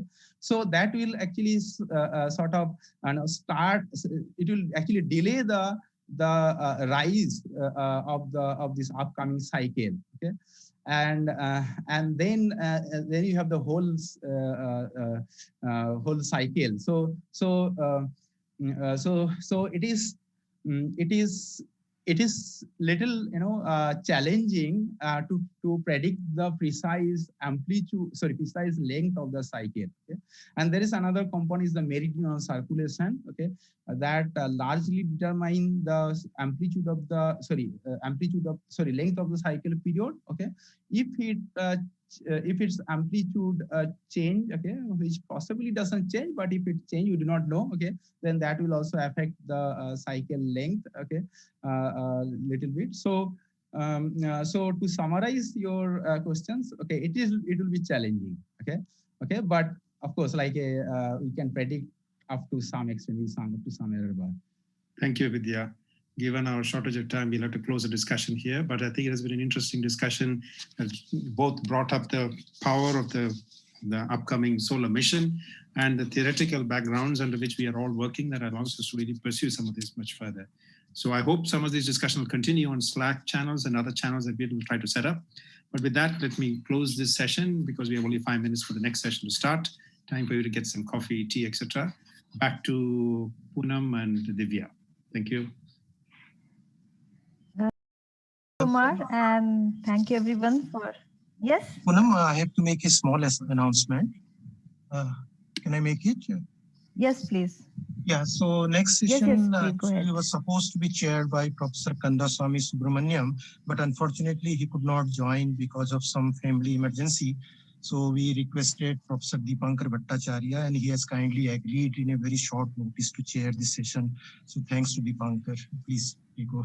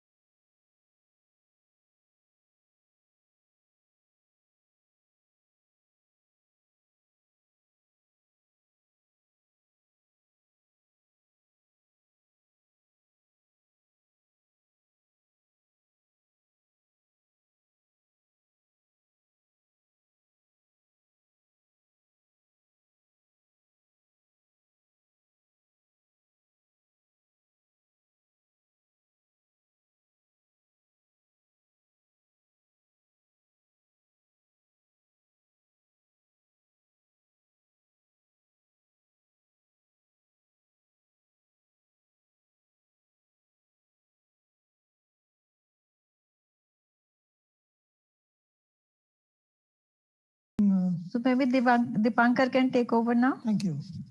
So, yeah, I'm sorry to have to step in at a short notice because of some family emergency of Professor Subramanian.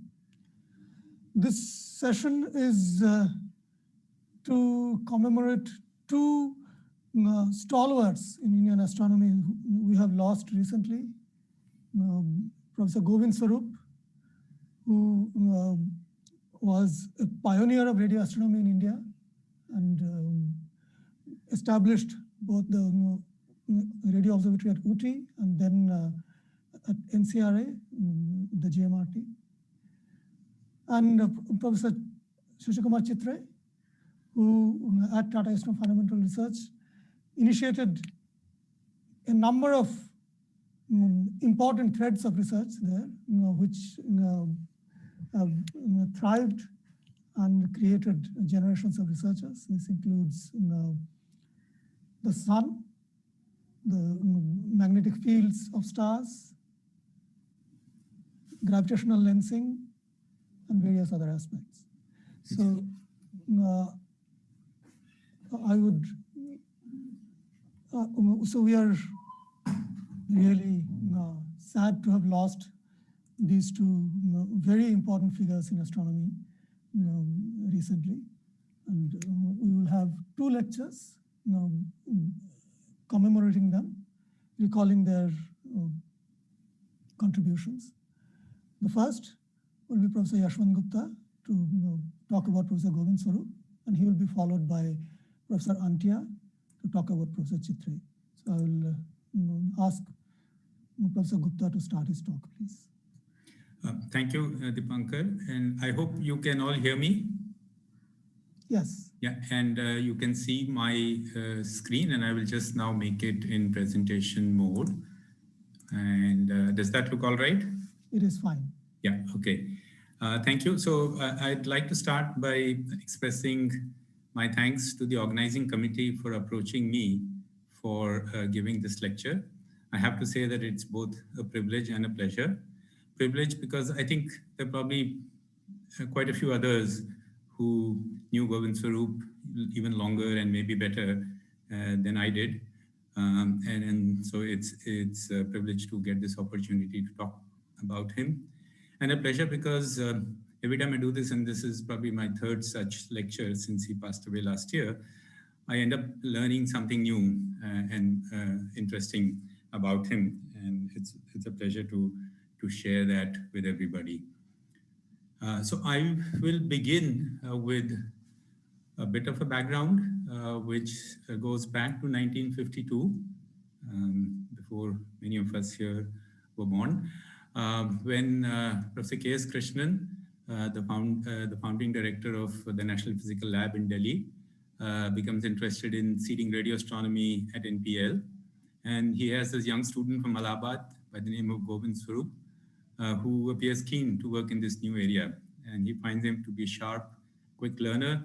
He gives him a small project to do, not an easy one, which is to build some equipment at 10 gigahertz, which he manages in a very short period, shortly after joining NPL. And so Professor Krishnan sends him off to Australia to work under renowned experts in the group of Pawsey at CSIRO, where he does various pieces of work and gets a thorough grounding in the basics of radio astronomy. And then in 1956, Swarup moves to the US and joins Ron Bracewell, a well-known scientist at Stanford, for his PhD. And there, by the time he finishes, he's already a mature radio astronomer. Good enough that in 61, Swarup is offered a faculty position at Stanford, which he does accept. But all the time, in the back of his mind is the desire to come back and work in India. And from 61 onwards, Swarup and 3 other Indians in the US start correspondence with groups in India for returning to start radio astronomy activities. They write to various heads of various labs.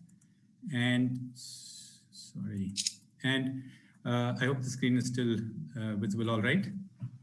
Amongst the various people they write to, Homi Bhabha is the first one to respond, and he offers them positions. And this is the telegram that he sends to to that group in Jan 62. And amongst those, Swarup is the first one to accept the offer for joining. And here you see his acceptance letter. And by March 63, Swarup returns to India and takes up a faculty position at TIFR. And the radio astronomy group at TIFR is born. And it is that group which Govind Swarup nurtured and grew over the years with a series of accomplishments. And when we try to remember him, there are many facets, and I'm sure different people have different aspects of him that they remember him most by. And for me, what I've tried to do is to divide that into at least 4 main categories.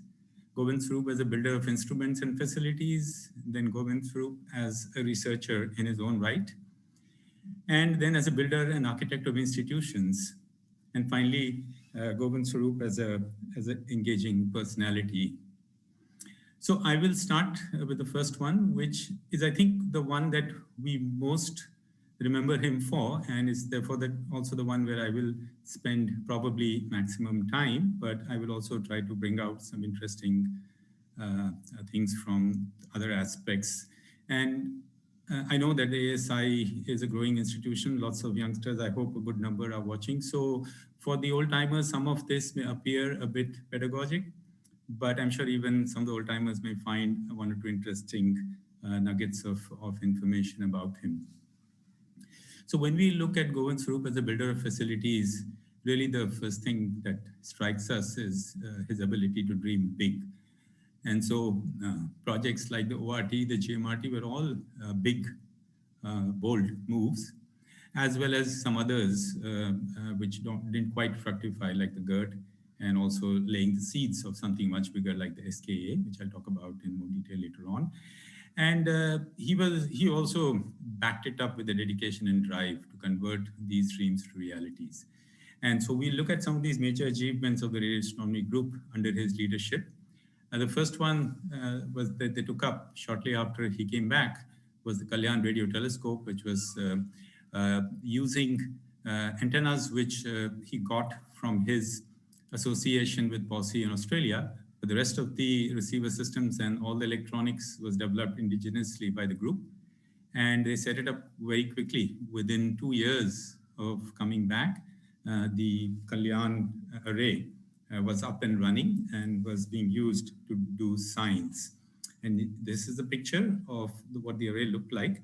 And you may wonder where in Kalyan and could you have a radio astronomy telescope? There are a few quiet places where, and this one happens to be at World War II abandoned airstrip in Nevali, which is about 6 kilometers south of the Kalyan, today's Kalyan railway station.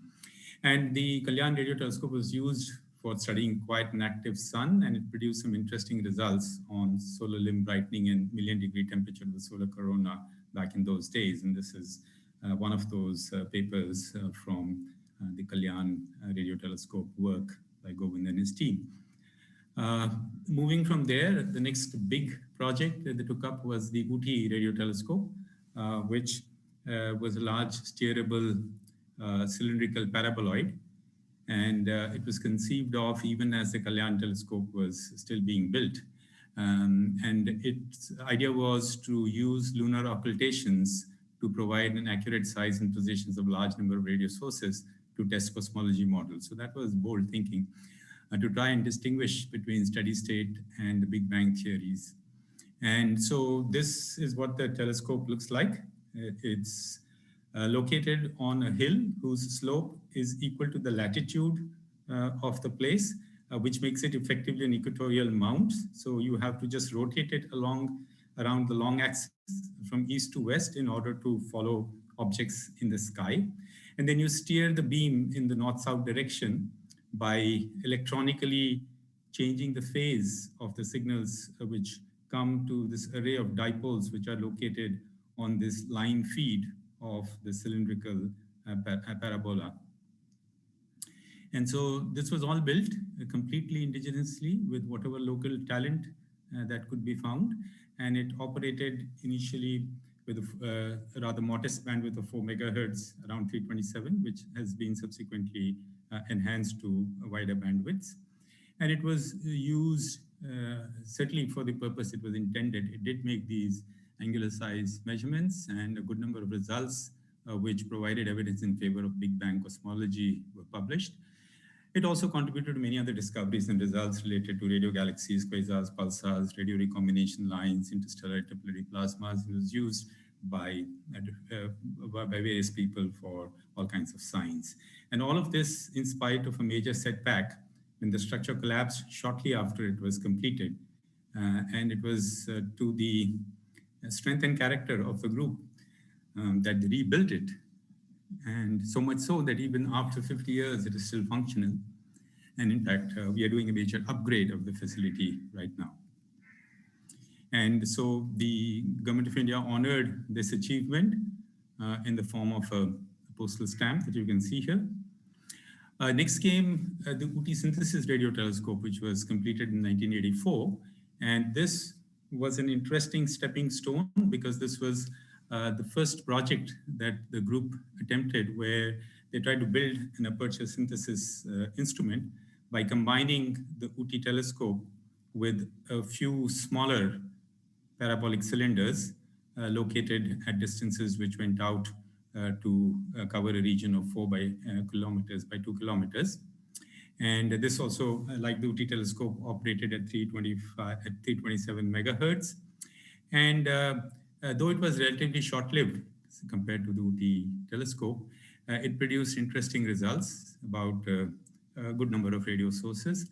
More importantly, it provided Swarup and his team with valuable experience in building and operating a synthesis array, which really led to the next big step, which is the Giant Meter Wave Radio Telescope, which was motivated in the early 80s with the main aim to bridge the gap in radio astronomy facilities at low frequencies. Though radio astronomy had started at low frequencies, over the years it had moved to the higher frequencies, to the centimeter wavelengths and higher because of various combination of technology, radio frequency interference, and so on. But there were lots of key science problems that were best addressed at meter wavelengths. And so Govind Swarup came up with this concept in 1984. It started with large cylinders based on the experience with UT, but slowly it evolved to parabolic dishes, 34 numbers of 45 meters at the time of the original proposal, but constrained by the final project funding secured, it was then cut down to 30 dishes. And construction started in 1990, first antenna was erected in 92, and first light observations were possible from 97, 98 onwards, and it was released for worldwide use in 2002. And in many ways, the GMRT was an amazing and audacious project. It delivered the world's largest low-frequency radio telescope for just 50 crores, $15 million equivalent at that time, which was unbelievable to build a facility of this kind. And that's because there was quite a bit of innovation done, not to mention honing it to the bare minimum that is required to make it work and do the job. And that required the genius of Govind Swarup to actually work out these bold, innovative features. And I'll just describe a couple of these. One of these was the design of the antenna itself. It's a 45 meter size antenna, but it weighs just about 100 tons, the moving part, not counting the counterweight. And it was possible because of this novel design called SMART, which he and his team invented. Stretched mesh attached to rope trusses, which allowed one to make a reflector which would maintain the appropriate parabolic shape with the required accuracy, sufficient for observations from 20 centimeters downwards to meter wavelengths, while reducing the weight of the structure, the wind loading, and therefore the weight of the support structure, and the cost of the drivetrain to drive the antennas. And so that was a major plus point and saving for the project. Another piece of innovation which has stood us in good stead was the idea to pioneer the use of optical fibers. It was one of the first radio telescopes to use optical fibers to connect the remote antennas to the central processing facility. And that proved to be a great success, though there were teething troubles to be overcome because of the new technology. And so a few unique features about the GMRT that are worth remembering at this moment. It had this hybrid configuration, which again was arrived at after some amount of brainstorming, a central compact array and the Y-shaped arms, which gives optimized sensitivity for both compact and extended radio sources. And the choice of observing bands carefully tailored so that one could track redshifted neutral hydrogen from the rest frequency all the way down to high redshifts to the early epochs of the universe. And that was, as I already mentioned, matched with the design of the reflector and the use of optical fiber. And the last point, it was one of the first interferometer arrays to fully support simultaneous beamformer operations, which was incorporated into the basic design. So what that allows us to do is to simultaneously carry out imaging observations along with observations of compact objects like pulsars with high time resolution. And that has had significant spin-offs and benefits for the science results from the GMRT. And to summarize, the GMRT has been from day one a global facility. It's used by astronomers from all over the world, with a healthy fraction of participation from within the country and from many, many countries outside. And it is it's generally oversubscribed by a factor of 2 to 3, and which means there's good competition and some of the best science is done with the GMRT. And it's really the success of the GMRT that established India's position as one of the lead countries in the global radio astronomy stage. Amongst other ideas that Govind had was a few are worth remembering and talking about. This was what was called the Giant Equatorial Radio Telescope, or GERT. And this was an idea that he came about even somewhere in between completing the UT telescope and the UT synthesis telescope, and before he went on to the GMRT. And the idea here was to build a very large array of cylindrical paraboloids located on the equator. And with that in mind, he brought together scientists from many countries in Africa, South Asia, and they brainstormed this idea. It went quite a bit, but then he used to say that it failed because of two reasons. One, the earthquake-prone nature of Indonesia, which was identified as one of the possible sites, and political turbulence in Kenya, which was already identified as another possible site. So it never saw the light of day. But what did see the light of day was the SKA, and he was one of the first to talk about a large telescope. He called it ITRA, the International Telescope for Radio Astronomy, which he proposed back in '91. And he worked with a lot of international colleagues to further this idea, set up a working group, and push it to what later became the SKA, the Square Kilometer Array. And even in his later days, he had ideas about what the SKA should look like and how it should be built. So much so that this is an excerpt from an obituary that was put out by Phil Diamond and Richard Silitsi in the official newsletter of the SK organization, where they acknowledge Govind was one of the key players in the emergence of the SK concept. And then you read the details in between, and the last sentence says this is recognized as the start of the SKA as a project. So move on from there to talk a bit about Govind as a researcher. So Dipankar, please remind me when there are 5 minutes left or whatever is the allotted time. So that I can okay, I'll do so. As a researcher, he worked on a wide range of topics over his career. He started with radio studies of the sun, quiet and active sun, and his first paper in 1955, quite a few years before even I was born, while he was still on this training stint in Australia. And there are papers during that time in Australia when he was still learning radio astronomy. And which trend he continued with his PhD thesis, with more detailed studies of the sun. And some of them are quite important papers. Then he went on to span various topics as the different facilities were built, be it pulsars, and these are some of the early results from pulsars with the UTI telescope. And he really regrets the accident that happened, because that is when the pulsar field was exploding. And it was just the wrong time for the telescope to have the accident, and they set them back by some time, after which they found it hard to catch up with the rapidly growing field of pulsars. But their initial results from pulsar studies with the UTI telescope. And then from then on to quasars, lunar occultations, cosmology, some of which I referred to earlier when I talked about the UTI telescope. And so a lot of this with himself and his students, which really brought the work at UTI to the forefront. And also interplanetary scintillations, which UTI went on to become quite famous for. So he had a hand in developing all of these. And then there's hardly any area of radio astronomy that he did not cover.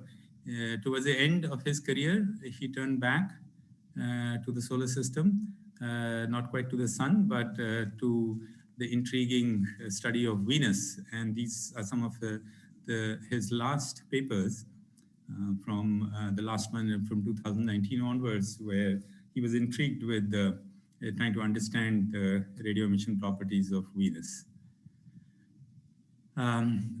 But in all this, most importantly, he could and he did had the ability to guide others on almost any science topic, whether he himself was interested or working in it or not. I move on from there to talk about Govind Swarup as a builder and architect of institutions. And here, as I said, he built up the entire radio astronomy group of TIFR from scratch. Set up the Radio Astronomy Center at UTI, which still works and is used. And most significantly, he realized that when the Radio Astronomy Center, the Radio Astronomy Group had grown large and mature enough to have its own identity, then he argued for and he convinced the authorities for the creation of an independent center. And that's how NCRA was born in 1994. He even tried to set up an Eastern Center for Radio Astronomy in Kolkata. Some of the older generation in the audience may know about it. But in addition to this, he had a deep interest in education, especially for the youngsters, and how to get the right combination of physicists and experimentalists, be it electronics or any kind of engineering. And he pushed this idea. So he was one of the key architects behind the setting up of the ISERs. And this is an article where he reminisces his attempts, the early attempts to push this idea, which was then later on taken up by other colleagues and given the final form that we now know as the highly successful ISERs dotting the country. In his life, given his work and achievements, it's natural that he was recognized with a large number of awards and accolades, both national and international. And the list is too long to put up and even talk about. So I just flash here some of his major awards from the early days, 1970s onwards to the end, where he was recognized by the Pontifical Academy, and I'll show that in a minute. And he was a fellow of the Royal Society, the president of the ASI, chair of the Indian National Commission of Mercy, president of Commission 40, which is the Radio Astronomy Commission of the IAU, and so on. And so these are just some examples from the national level: the Ferodia Award from Narayan Murthy, the Groth-Reber Award from Martin Rees, and the honor from the Pope at Rome. Move on now to the last but not the least aspect, the Govind Swarup as a personality. And there were several outstanding traits As I mentioned this earlier, the ability to dream big and the dedication and drive to convert the dreams to realities, which was backed up by expertise in multiple fields. He was good in all branches of engineering, be it mechanical or electrical, radio frequency. The only item where I found him a bit shaky was digital electronics, but he knew enough how to guide us and how to make things happen. Administration, project management, people management, and he did all this without losing the focus on the science that he wanted to achieve. And one of the things that many of us who interacted with him closely would know that he had amazing multitasking ability.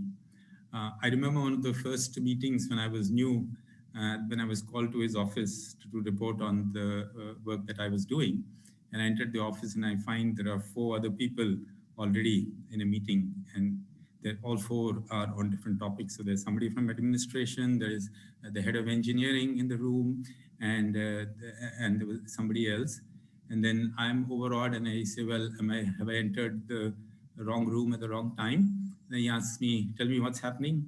I explain quickly what I've been doing, what are the issues where I've reached. And then he turns around and starts talking to the others. And I wonder, well, has he forgotten what I told him? But a few minutes later, he comes back and he makes the most relevant comment. He says, oh, I was thinking about what you just now said, and this is what I think we ought to be doing. And it was just amazing because there were those multiple cores of the CPU processing all the parallel threads of information from his interactions with the different individuals, and he could keep track of all of them. He had an uncanny skill to identify and attract the best people and build the teams and be able to work with all kinds of people and get the best out of them.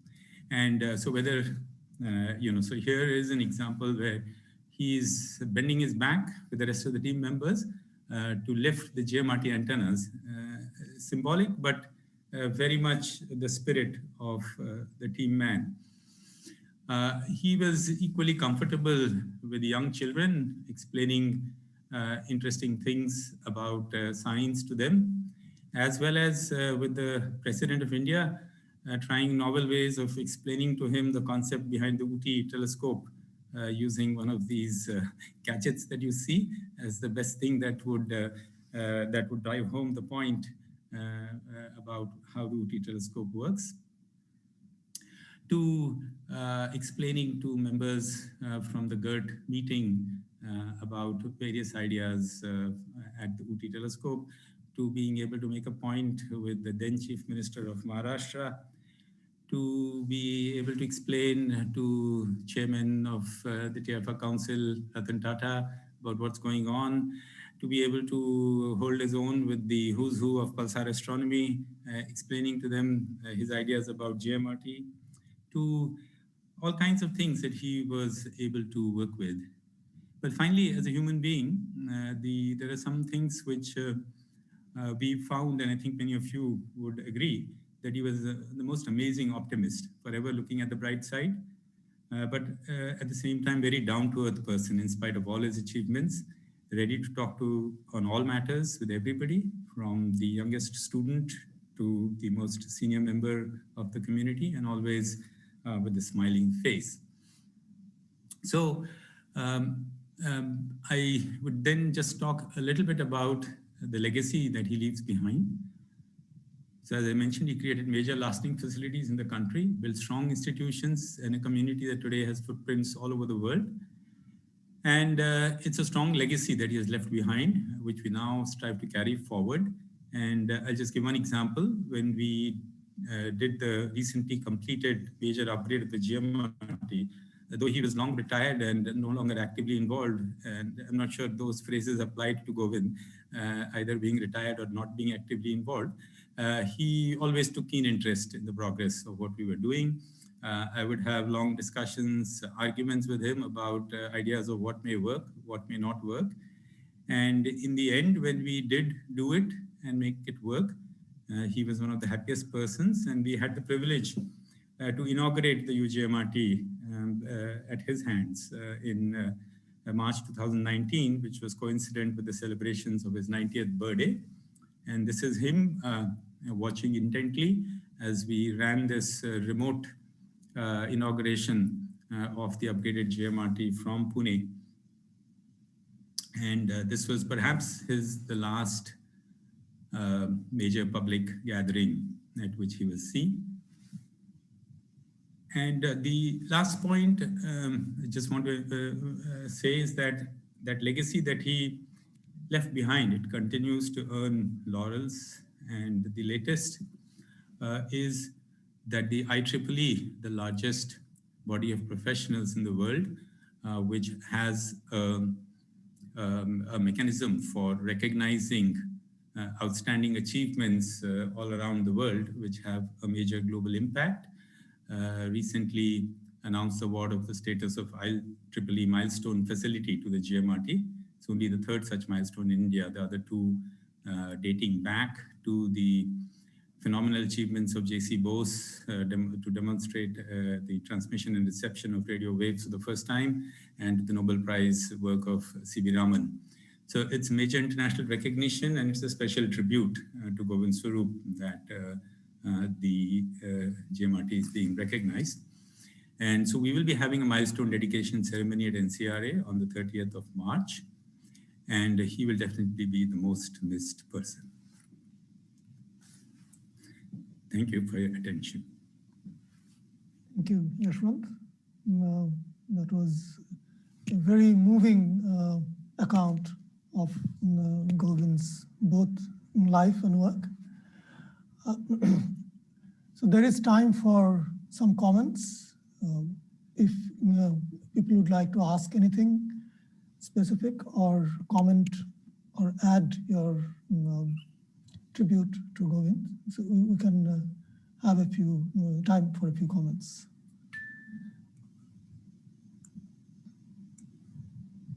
You can raise your hands or write in the chat box. Poonam will find out if there are comments in the YouTube chat box as well. Yes, I will be looking at all the comments and passing them on to you.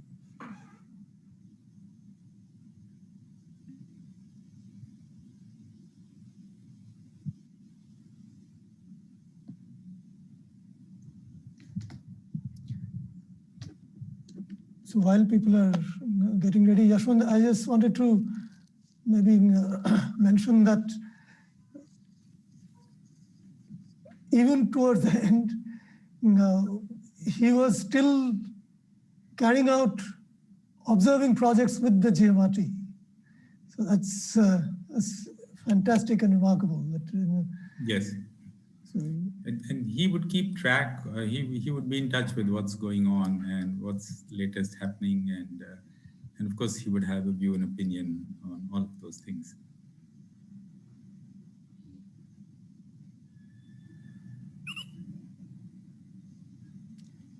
Indulekha, you can unmute yourself. No, I just wanted to say that he's anybody who has come across him at least once in their life, he's a sort of everlasting inspiration, just his positivity. That's Yes, thank you, Indulekha. It's absolutely true.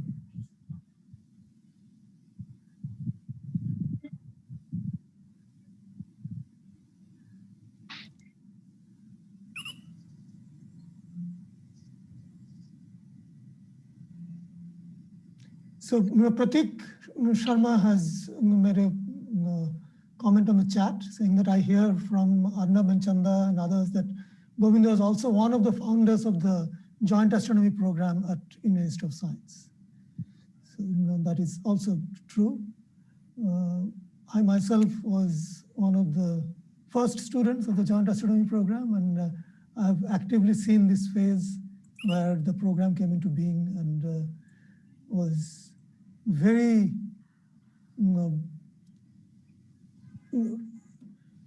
very dearly nurtured by all concerned, and certainly the radio astronomy group, because most of our activities actually took place in the Radio Astronomy Center in the IISc campus, for at least for the first several years.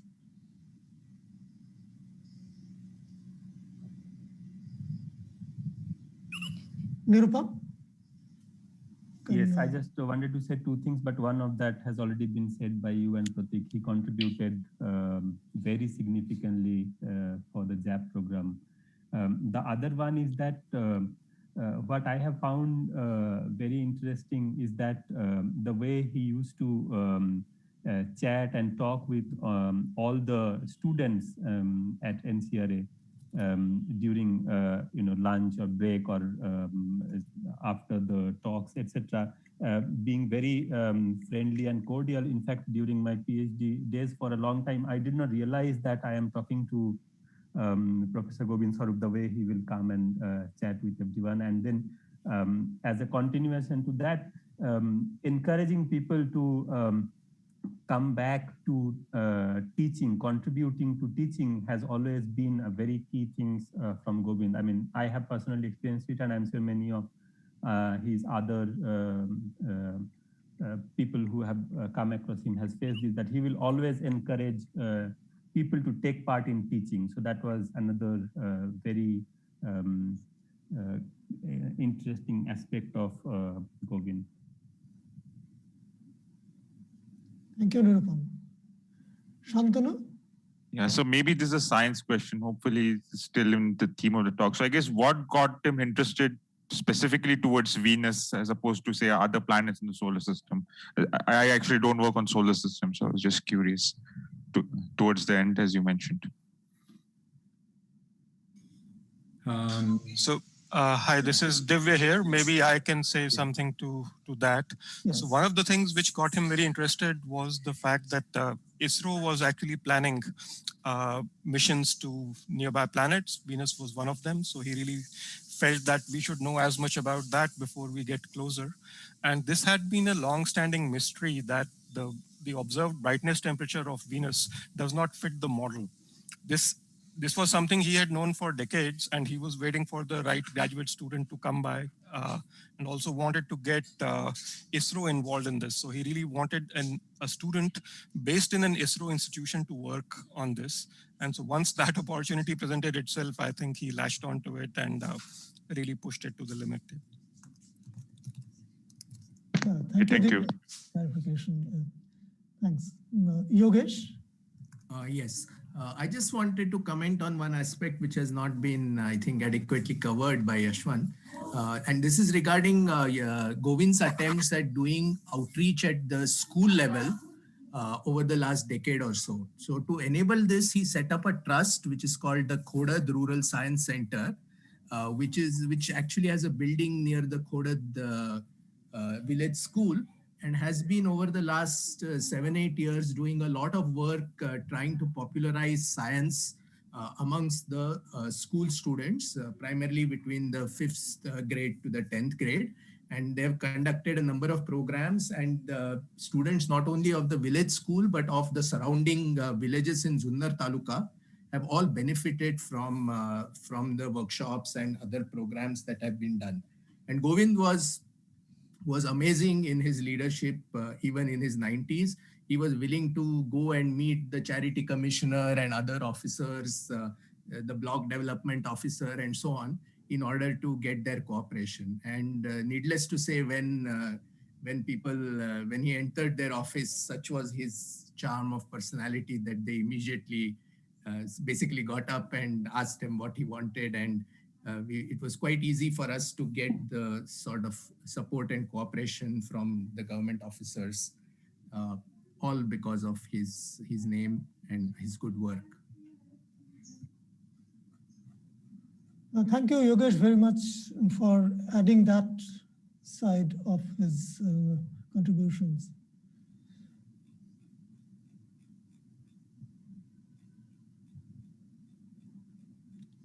Poonam, is there any comment from the YouTube chat?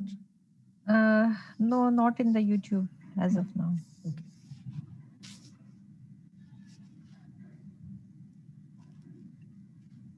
So are there any further comments? We still have a few minutes before we can.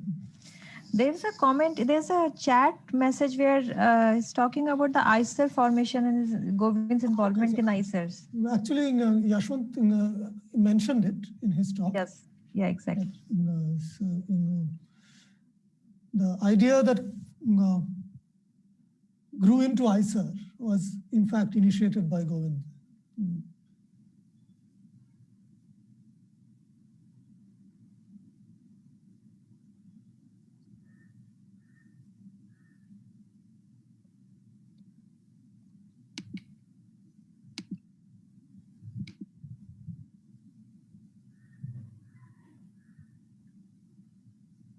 If I can add something.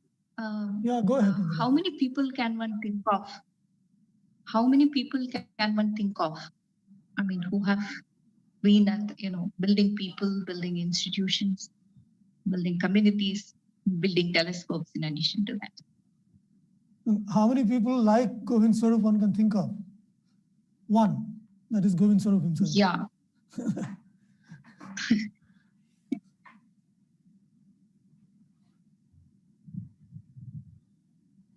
All right, and since there are no... Sreekumar has a comment, Dipankar. Oh, is that so? Yeah. Just a quick comment on the... Go ahead. Govind had actually called me for one of these early meetings before the ISER formation. We had a meeting, I think at the University of Pune or at NCR, I can't recall now, where he was exploring this idea of strengthening instrumentation astronomy across all fields and involving students in it. So that was, I mean, I still think I have that report that was prepared at that time, which then a year or two later evolved into the ISER program. So that was one of my early strong interactions. But his focus on experimentation was so intense, and how to make the students get involved in it, I think had lot of impact on the formation of ISER concept. Yeah, thank you. Yeah, thank you, Sreekumar, for mentioning that. Yes, it's absolutely true that his focus on trying to get students to do experiments was absolutely intense. Okay, I don't see any other hands up. I suppose that is something quite unusual in the Indian context. Somebody trying to encourage students getting into instrumentation specifically. One hears about engineering, one hears about science, but instrumentation and the interface of science and engineering it's quite difficult and more complicated than normal usage of applications of engineering. Yeah, I agree. So, fantastic research.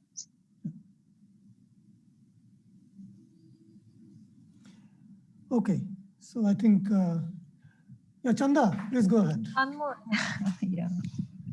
Yeah, I just wanted to add what Pratik has already said, that Govind was really the driving force behind starting of joint astronomy program, and in fact my joining here as a faculty, and he used to be very supportive of us in the early years, and I'm grateful for that and the later interaction with him. It was so inspiring to interact with him always. Thank you, Chanda. Okay, any other last comment before we move on to the next talk? Dipankar, Bhashwati has a hand raised. Yeah. Okay, please go ahead, Bhashwati. As one last very short comment. So he was prime motivation for me to search pulsar search, because from the time I joined NCRA, in all the canteen discussions, he used to point towards me and say, "What are you doing? You are not searching for pulsar." So for a graduate student who has not, I did not, at that point of time, I did not dreamt of searching for pulsar. So to think big and to start the pulsar searching, he was the very keen motivator, and in each interaction, he made sure how many I have discovered, and he had just kept on giving higher and higher ends of motivation. Thanks. Yes, thank you, Bhashwati.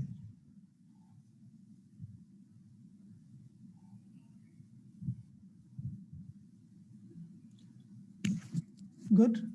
So it is 12. So now we will, let's thank Yashwant for this wonderful coverage of Swarup's life and work, and all of you who have added to those remarks.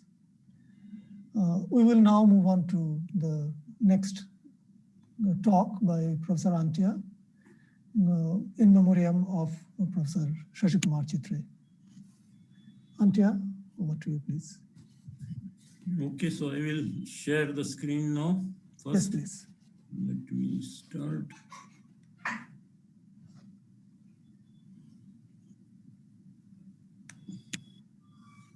Yeah, so can you see that?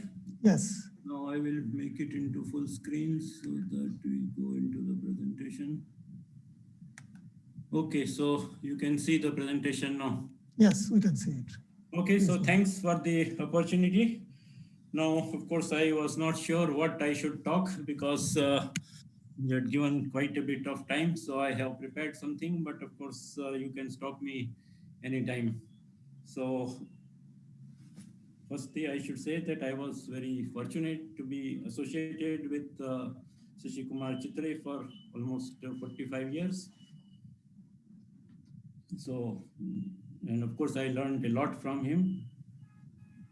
So now I will just say something about his life and then, so this is the brief history of this thing. He got his PhD in 1963 from the University of Cambridge, where he actually worked with Fred Hoyle. Then he was a lecturer in applied mathematics at University of Leeds from 1963 to 66. After that, he got an opportunity as a research fellow at Caltech 1966-67. And in 67, he returned to India and joined TIFR. So where he was instrumental in founding the theoretical astrophysics group. So this was to complement the activity in radio and X-ray astronomy, which was already started in TIFR. We already heard about the radio astronomy part. So as it happened, Professor Bidya had joined just 1 year before him. So these two were instrumental in founding the theoretical astrophysics group. They were followed by Krishna Swami and Jayant Narlikar, and of course Tarafdar and Ramadurai, who happened to be students in TIFR, also joined there. So that formed the first founding members of the group, and it has since then grown. And so until his retirement in 2001, he was associated with TIFR. After that, he was Rajaramana Fellow at the University of Mumbai in 2001 to 6. So that is when he got deeply interested in teaching. And during this time, he was doing the foundation work for the setting of the Center for Excellence in Basic Science, which came into existence in 2007. But of course, he had been preparing for it for many years before that. And he was associated with this for his lifetime at the end, until November 2020, he was teaching students at the center. So that was the, in recognition of his service to science, he was awarded Padma Bhushan in 2012, and he passed away in Mumbai on 11th January 2021 after a brief illness. So that is the brief history. Now, the next slide, I just give the list of students that he guided. It is not anything to show, but it just shows the broad range of topics which he covered. So his first student, Garde, worked on physics of neutron stars. Then the next student, Dilip Kale, worked on instabilities in stellar atmosphere. So after PhD, he actually went on to do the terrestrial seismology, working with ONGC. And he finally went on to become the executive director of ONGC before he retired. So the next was me, who worked on overstabilities in solar atmosphere. Then Pandey, who did studies of penetrative instabilities. Of course, as you know, he went on to become the Vice Chancellor of the Ravi Shankar University and also the President of ASI. Then there was R.V. Kamath, who is somewhat of an outlier. He worked on some problems concerning the theory of direct interparticle action. I think it's something to do with electrodynamics. And the next is Narasimha, who worked on oscillatory and non-oscillatory velocity field in the star, and the final student was Sunita Nair on some problems in gravitational lensing. So if you see the distribution, about little over 50% of the students have worked on solar and stellar physics. So that roughly gives the distribution of his papers, and also one student in neutron star, one in gravitational lensing. Narasimha also went on to do gravitational lensing after his PhD, and Kandaswamy also did part of his thesis work with Chitre, so that was the thing. So now let me say something about his research. So he has worked on a very wide range of topics in astrophysics, starting from solar physics to cosmology.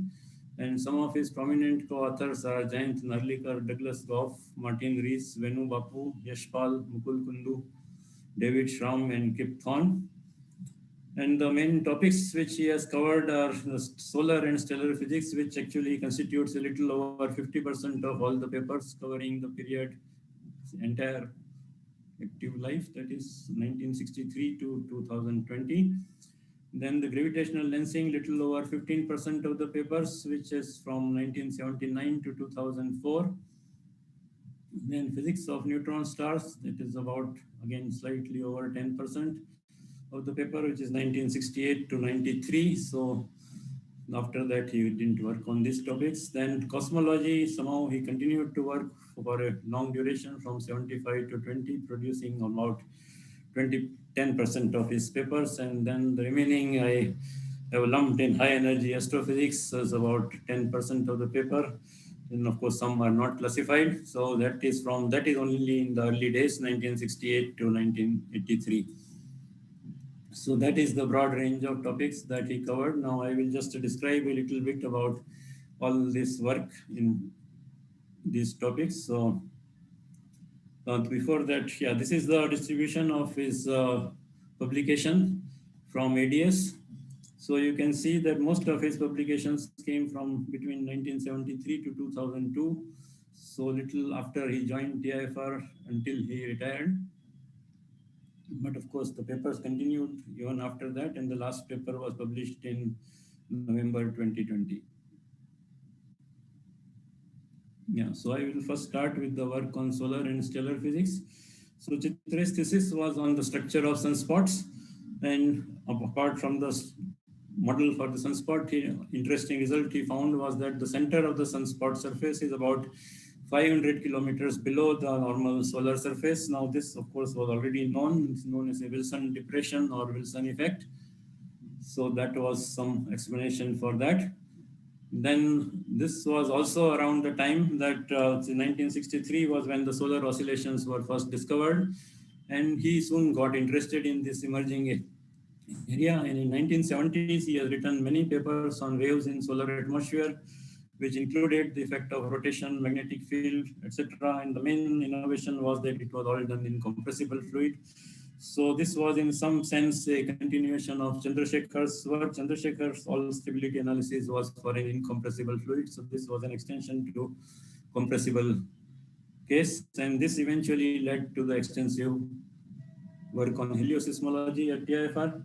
Then he was always fascinated by solar neutrino problem and has, of course, given many talks on that also, and he has written many papers also on that. And the first one was starting in 1973, where they studied the effect of possible magnetic field.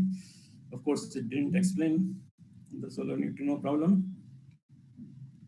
So then the initial studies on solar oscillations at TIFR were confined to stability of P modes and the study of stellar convection. Because to do real heliosismology, you need the data on frequency, and this data was not available publicly till 1990. Of course, nowadays we are fortunate that we get data immediately, but this was not the case in 1980s. So although the solar oscillations were discovered in 1963 and in 1975, Doudna's work established that they are acoustic modes. But of course, number of observations were made and lots of modes were detected, but no data was made public until 1990 when Lebrecht and his colleagues published the table of solar oscillation frequencies observed from the Big Bear Solar Observatory. So after that, the attention shifted to the study of solar interior using heliosismology. Then apart from that, along with Arvind Bhatnagar, he was instrumental in getting one of the 6 instruments of the Global Oscillation Network Group at Udaipur. And this enabled India to become a part of global network in solar physics, and which became operational in 1995. And GONG is one of the 2 primary sources of high quality heliosismic data covering a range of length scales. In fact, GONG is the only instrument which has a continuous data covering the period from 1995, because the MDI and HMI, there is a break, and there's no break in between, but there is a discontinuity. And in some fine data, you can actually see the discontinuity. So that is a unique advantage of GONG, that it is a totally continuous coverage. So that is there, although of course Chitre did not build an instrument, but he was instrumental in setting up the instrument in India. So apart from that, to initiate the activity in heliosismology, again Bhatnagar and Chitre decided that they should have a winter school which was organized in January 1993 at PRL, Ahmedabad, and this was extremely successful. And this was, in a sense, launched the activity in heliosismology in India. In fact, we had lectures from all the stalwarts, starting from Douglas Goff, Christensen, Dasgard, Yuri Tumre, John Laivakar, as of course Frank Hill told us about the GONG instrument. And another interesting highlight of this meeting was that Sarvani Basu and Sushant Tripathi, both of whom had done PhD in different areas of astrophysics, were actually initiated to work in heliosismology after this school. So this was followed by a conference on heliosismology at TIFR in 1993. Again, instrumental, and Chitre was instrumental in organizing that. And this was attended by most of the leading seismologists. In fact, there were probably some 50 people from outside India who attended the meeting. And this was just before the release of GONG data. GONG operation had started in May 1995, but the data was available only in early 1996. So now continuing is, once the heliosismic data was available and things were set up, the continuing his fascination with the solar neutrino problem, he tried to constrain the central temperature of the sun using heliosismology. Then this was followed by work on determining the composition and temperature profile in the solar interior. And this was again around 90s. That was the time when the neutrino community was coming around to accept the reality of neutrino oscillations, because until then they were blaming the solar model. Now this work continued to constrain the nuclear reaction rates for the PP reaction. Now PP reaction is the main reaction in the sun which controls the energy generation, but unfortunately the reaction rate has never been measured in laboratory. So it is only theoretically determined. So we tried to constrain that, and also finally constrain the neutrino flux and the mixing parameters. So I think I'll show some figures. So this figure shows the x-axis is the heavy element abundance Z, and the y-axis is S11, which is the reaction rate for the PP reaction. And the band region which you see is the allowed region from the heliosismology that was determined. And the point with error bars is the best value at that point of time. This was 95 or somewhere around that. So you can see that there is a reasonable agreement between this and the allowed region for seismology. Of course, since then, the estimates have changed. As you know, heavy element abundance has decreased. And of course, to compensate for that, the S11 has also increased. Of course, S11 itself has not increased much, but the treatment of treatment for electron screening, which was used at that time, is now updated, and that effectively increases the cross section. So we are still in agreement with what was found. So then, of course, he was also involved in the work of inversion for rotation rate in the solar interior and its temporal variation. Now, this included the study of the Tachocline region near the base of the solar convection zone. Now, this is the region where the differential rotation in the convection zone gives way to the solid body rotation in the radiative interior.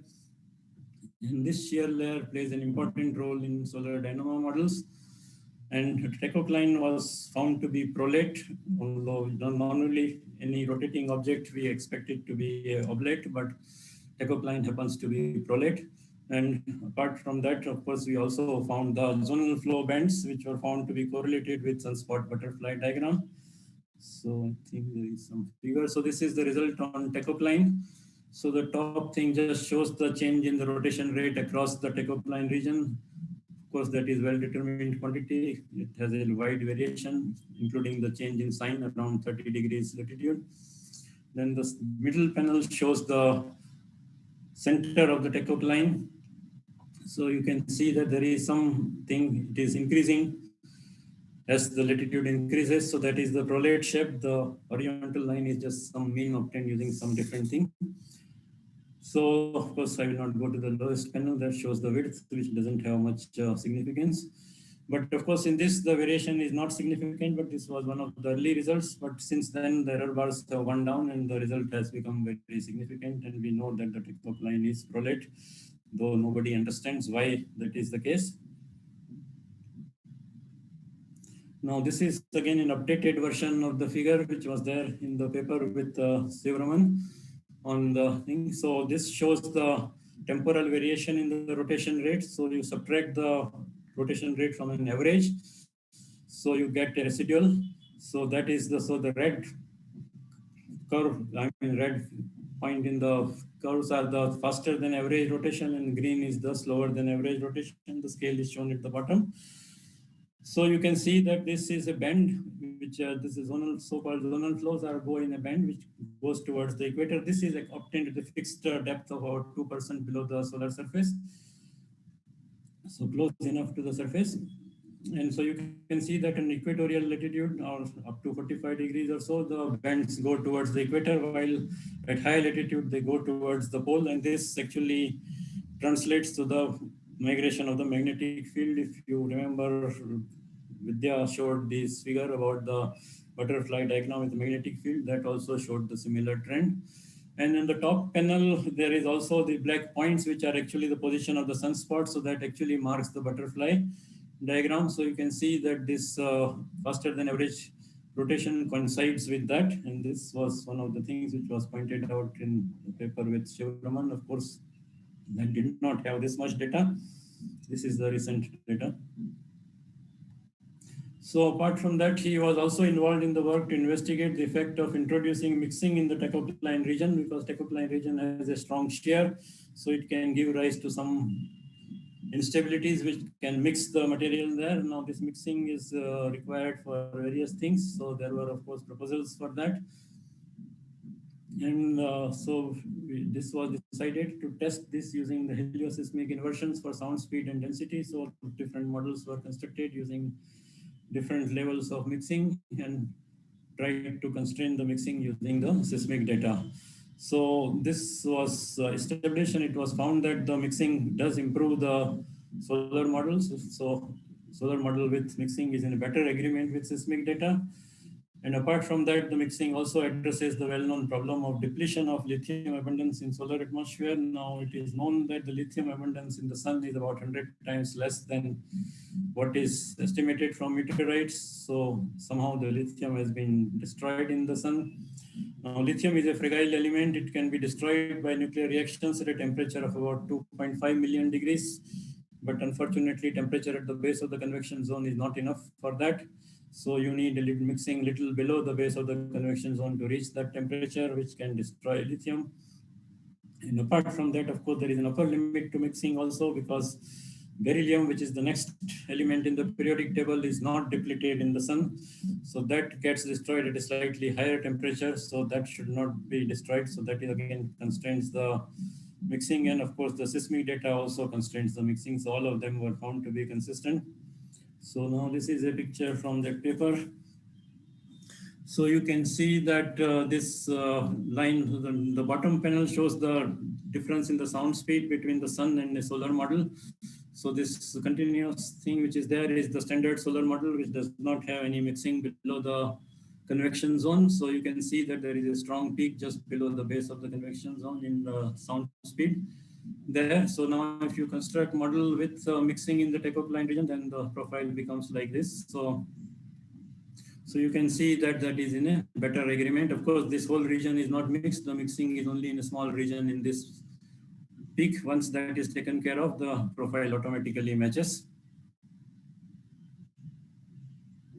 So that is that. Now Then he was also deeply interested in studying magnetic field in the solar interior. Of course, he tried to use seismology to do that. Now, unfortunately, the data is not good enough to really detect any magnetic field. Nevertheless, he continued these efforts and we put some constraints on the magnetic field.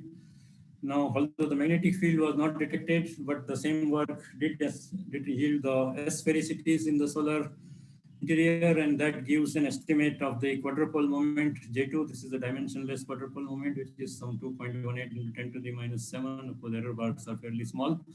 And the hexadecapole moment J4, which is minus 4.64 into 10 to the minus 9. Actually, even higher moments were also determined. And also their temporal variations were also studied. So these moments actually play an important role in the test of general relativity using the precession of perihelion of planet Mercury. As you know, that general relativity correctly predicted the observed precession, but the catch is that this was assuming the sun is spherically symmetric. If the sun itself has a quadrupole moment, purely Newtonian effect will give some precision. So it was necessary to constrain. In fact, there were some theories saying that the solar core is rotating much faster than the surface, in which case the quadrupole moment will be larger.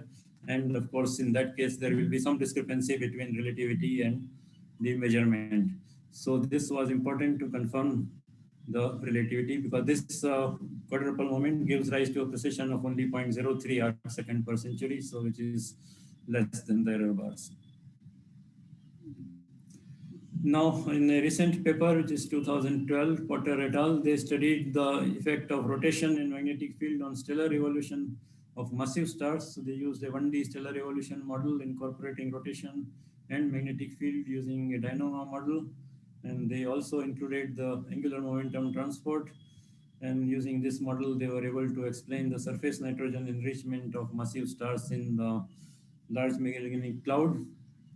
And their model also predicts a strong mass dependence in the dynamo. So it says that the more massive stars are less likely to support a dynamo-driven magnetic field. And now this figure shows the evolution of magnetic field in different mass stars. So the x-axis is the time in the units of main sequence lifetime, and the y-axis is the magnetic field strength in Gauss. So that is the result. Now, in the last two papers, which were published in November 2020, they have studied differential rotation in stars and planets for both slowly and rapidly rotating convection zone using scaling relations, and they also included magnetic field. And during the last decade, he was actually interested in estimating the meridional flow in the solar interior, but this work is still incomplete. So that is about solar and stellar physics. So now I will go to gravitational lensing. That was one of the another area where he has made very important contribution. He was the pioneer in India to start gravitational lensing as a tool in physical cosmology. And lensing, as you know, is an unbiased probe of all matters because it depends only on gravity. And his own words, the lensing definition is occurrence of a lensing event is due to the gravitational field of an intervening massive body deflecting the light paths coming from a suitably aligned background source. This leads to a distortion of position, size, shape, and even intensity of the distant source. So that is the definition of lensing. And I firstly want to thank Narasimha for providing me this material, because of course I was aware of the work, but then it is better to get it from the people who know better. So the work on gravitational lensing started in collaboration with Jayant Narlikar to address the issue of superluminous motion, including the band jets in the radio sources. Then later on, Narasimha and Kandaswamy joined him, and they worked on numerical modeling of multiple image lens system, and they were among the first groups to do such modeling and had many pioneering results. One of the first source which they studied was this PG1115 plus 080. This was the second multiply imaged confirmed gravitational lens reported with a quasar at a redshift of 1.72. And initial observations found 3 images of the system, but they argued for a 4th image, which was later on found, or maybe around the same time it was found. And they also predicted a giant elliptical galaxy as the lensing agent. This was also found. So this is a later image of the source with the 4 images. I think these 2 images which were close by were not resolved earlier. Now, the next thing was another model another multiple image system at a redshift of 3.23. So they predicted a massive galaxy cluster as the lensing agent in 1987. And this was actually discovered by ASCA using X-ray observations in 1994. So this figure shows the image and the proposed object in the center. Now, of course, another thing is that it was observed that the lensing models with extended mass distribution generally predict an odd number of images, while the observation many times found even number of images. So they actually argued that the missing image may be too close to the source and the source may be much more compact than what we are thinking. So this was in the paper which was published in Nature in 1986. So they proposed that this could be because of the presence of a massive compact object at the center of lensing galaxy. Now in 1980s, of course, the concept of the supermassive black holes was not that fashionable. So this was among the early suggestions for that, though of course they never said whether it is a black hole or not. So they also calculated the detailed micro-lensing light curve, which they actually referred to as milli-lensing in 1985. And now, of course, it is an important tool in detecting otherwise dark objects. So effect of micro-lensing basically needs to be separated from the intrinsic variability to obtain the time delay between two images. And they have, this is one of the figure from their paper, which simulates the micro-lensing. So x-axis is the distance of the lensing source from the line of sight, and the other thing is the intensity. So apart from that, along with Narasimha and Soslow, he also analyzed the lensing phenomena for extended sources and obtained what is known as what they called as a gravity ring and arcs. Now they are called as an Einstein ring. So this is again a simulation for that from their paper. So now, of course, the first giant arc was observed in the field of Abel 370 cluster at the redshift of 0.374 in 1986, and TIFA group immediately produced a model explaining it as a gravitational lens phenomena. This is the figure from that. Then a rigorous, this was among the last papers in lensing from Chitre, and this is a rigorous general relativistic treatment of lensing in an idealized spherical symmetric configuration was obtained. This is the Veer Bhadra and et al. And they studied Einstein ring and critical curves in this system. And this rigorous treatment also gives a complex system of images which were thoroughly analyzed. And I move on to the neutron stars. So the important work he did was with Kanuto. He studied the equation of state of cold neutron matter at high density to find that energetically it is possible to have a crystalline state. So instead of a liquid state, the density is exceeding 1.6 into 10 to the 16 gram per cubic centimeter. Then Weinstein, Chitre, and Olin studied the effect of all currents in the presence of density gradients, and they found that they can lead to significant decay in the magnetic field where where the steep density gradients are present. This can happen in the solid crust of the neutron stars where the ions are static. So that is that. Now, of course, I will move to cosmology. Then one of the work with Padmanabhan, they studied the effect of bulk viscosity on the evolution of universe to find that it can lead to inflation-like solution. Then Kandaswamy, Narasimha, and Chitre proposed thermal generation of cosmological seed magnetic field in ionization fronts. So they found that ionization fronts from discrete sources will expand until they percolate and encompass a substantial part of intergalactic medium. And the pressure gradient there can give rise to magnetic field. And then there is just one odd paper in high energy astrophysics. This is an interesting paper. Again, it appeared in Nature. In fact, Chitre has about 10 papers in Nature. They reported the first detection of an IR burst from one of the sources which had been identified as a rapid X-ray buster. They found similarity in the rise time, duration, and the gradual decay of intensity. So which means that with the X-ray burst, so which means that there is an association between the two. So that is as far as his, I think, the work is concerned. Now, I will say a little bit about his teaching and outreach. So since his retirement from TIFR in 2001, Chitre has been deeply involved in teaching, first at Mumbai University, and in 2001, he was the driving force behind establishment of the Center for Excellence in Basic Science. So this center, as you know, has been fairly successful. And of course, the credit entirely goes to Chitre. Now, as it happened, I was hoping to have a close collaboration with him from this year at the center, but unfortunately, because of the turn of events, now I am teaching fluid dynamics, which he was supposed to teach. Then he was also actively involved in outreach activity, giving talks at various schools and colleges, and also at number of other places for general public. Then he was also instrumental in setting up Nehru Planetarium in Mumbai, and he also lent his voice to the first program of the planetarium. And of course, I should mention that he was the president of ASI during 1992 to 94. And of course, we'll miss him quite badly. So thanks for your attention. Thank you very much, Antia, for this comprehensive coverage of his scientific work, as well as his contributions towards teaching and training.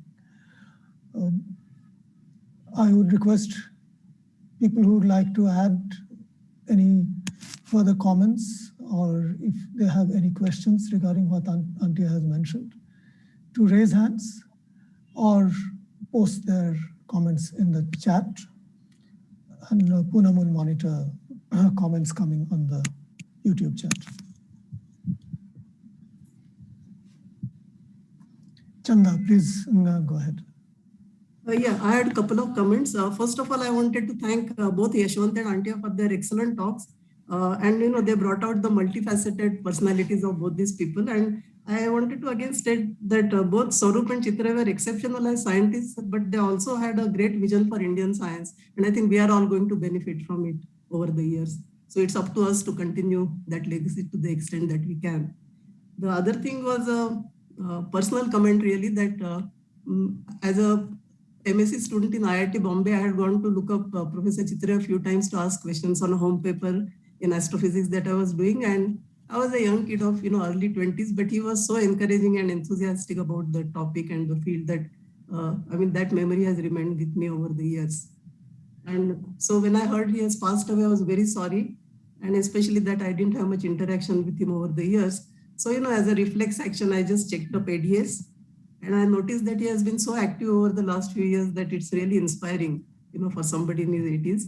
And in addition to the various things which Antia covered so nicely, one thing which struck me is that in 2018, he had a paper on generation of cosmological microwave background and cosmological constant via bulk viscosity with Donald Lindenbell, who is another stalwart figure in astronomy.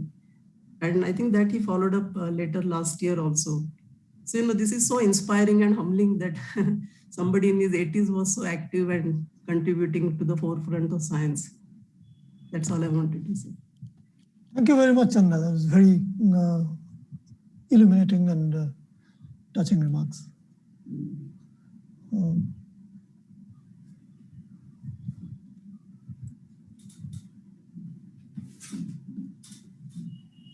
Any other comments? Sreekumar, please go ahead.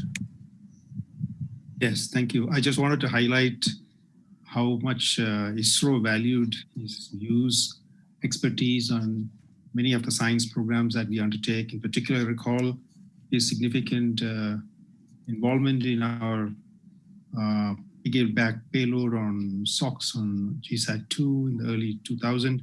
And subsequently, the RT-2 mission that we're working with the Russians, and certainly in the Aditya L1, which went through a long evolutionary phase of a LEO mission and then on to a L1 mission. So his views were very much sought by both Professor U.R. Rao as well as Dr. Sasirangan in their various roles at ISRO.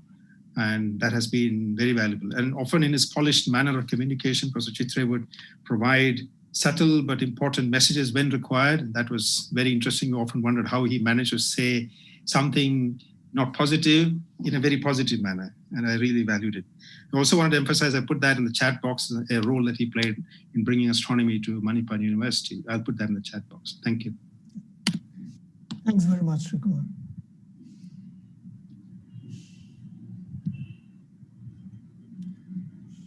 Dipankar Banerjee, please go ahead.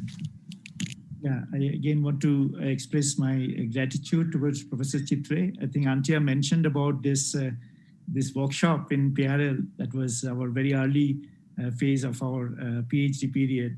So I was highly motivated by his presence, and subsequently he was also connected with the IIA quite actively. And some of us who were early PhD students in solar physics got a lot from him. In fact, subsequently, after his retirement, he had a lot of students from Bombay University, and they were so much motivated. Some of them continued as in solar PhD at IA as well. So I just thought, the legacy he has left, it's our duty to sort of take some of it forward. Thank you. Thank you very much, Dipankar, for those remarks.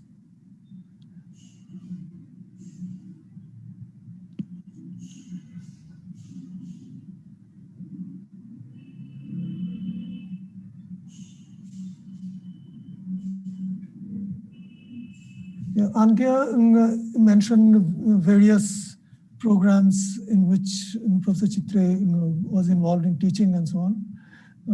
I would just like to add that he, in fact, also taught in the Joint Astronomy program in the Indian Institute of Science. And I was one of the beneficiaries of his lectures. So he came and stayed there in Bangalore for several months and did his teaching and then went back to Bombay. It was very nice of him to do so.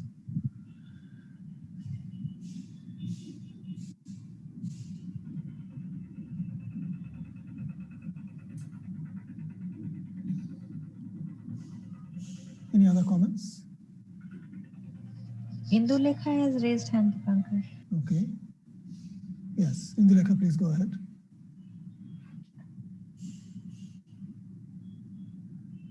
Indulekha, yeah, go ahead.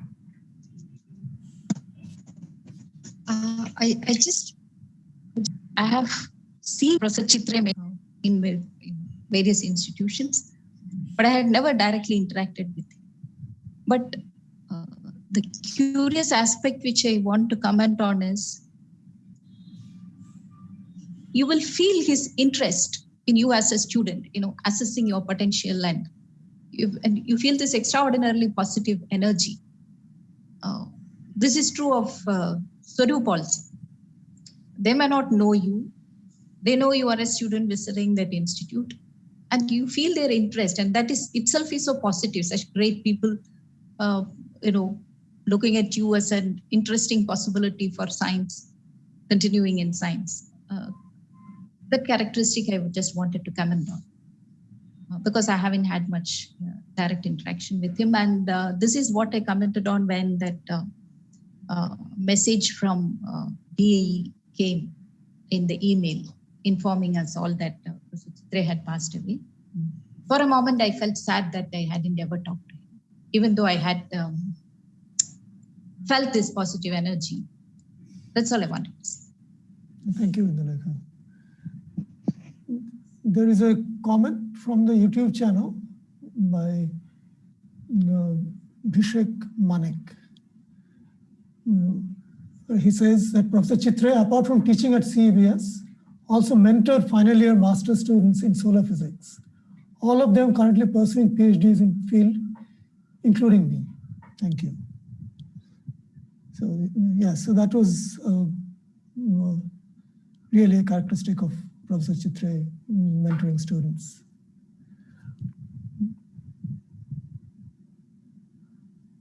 Ankush Bhaskar says, I'm fortunate to have him as a teacher during my MSc. I cannot think anyone who can teach MHD like him.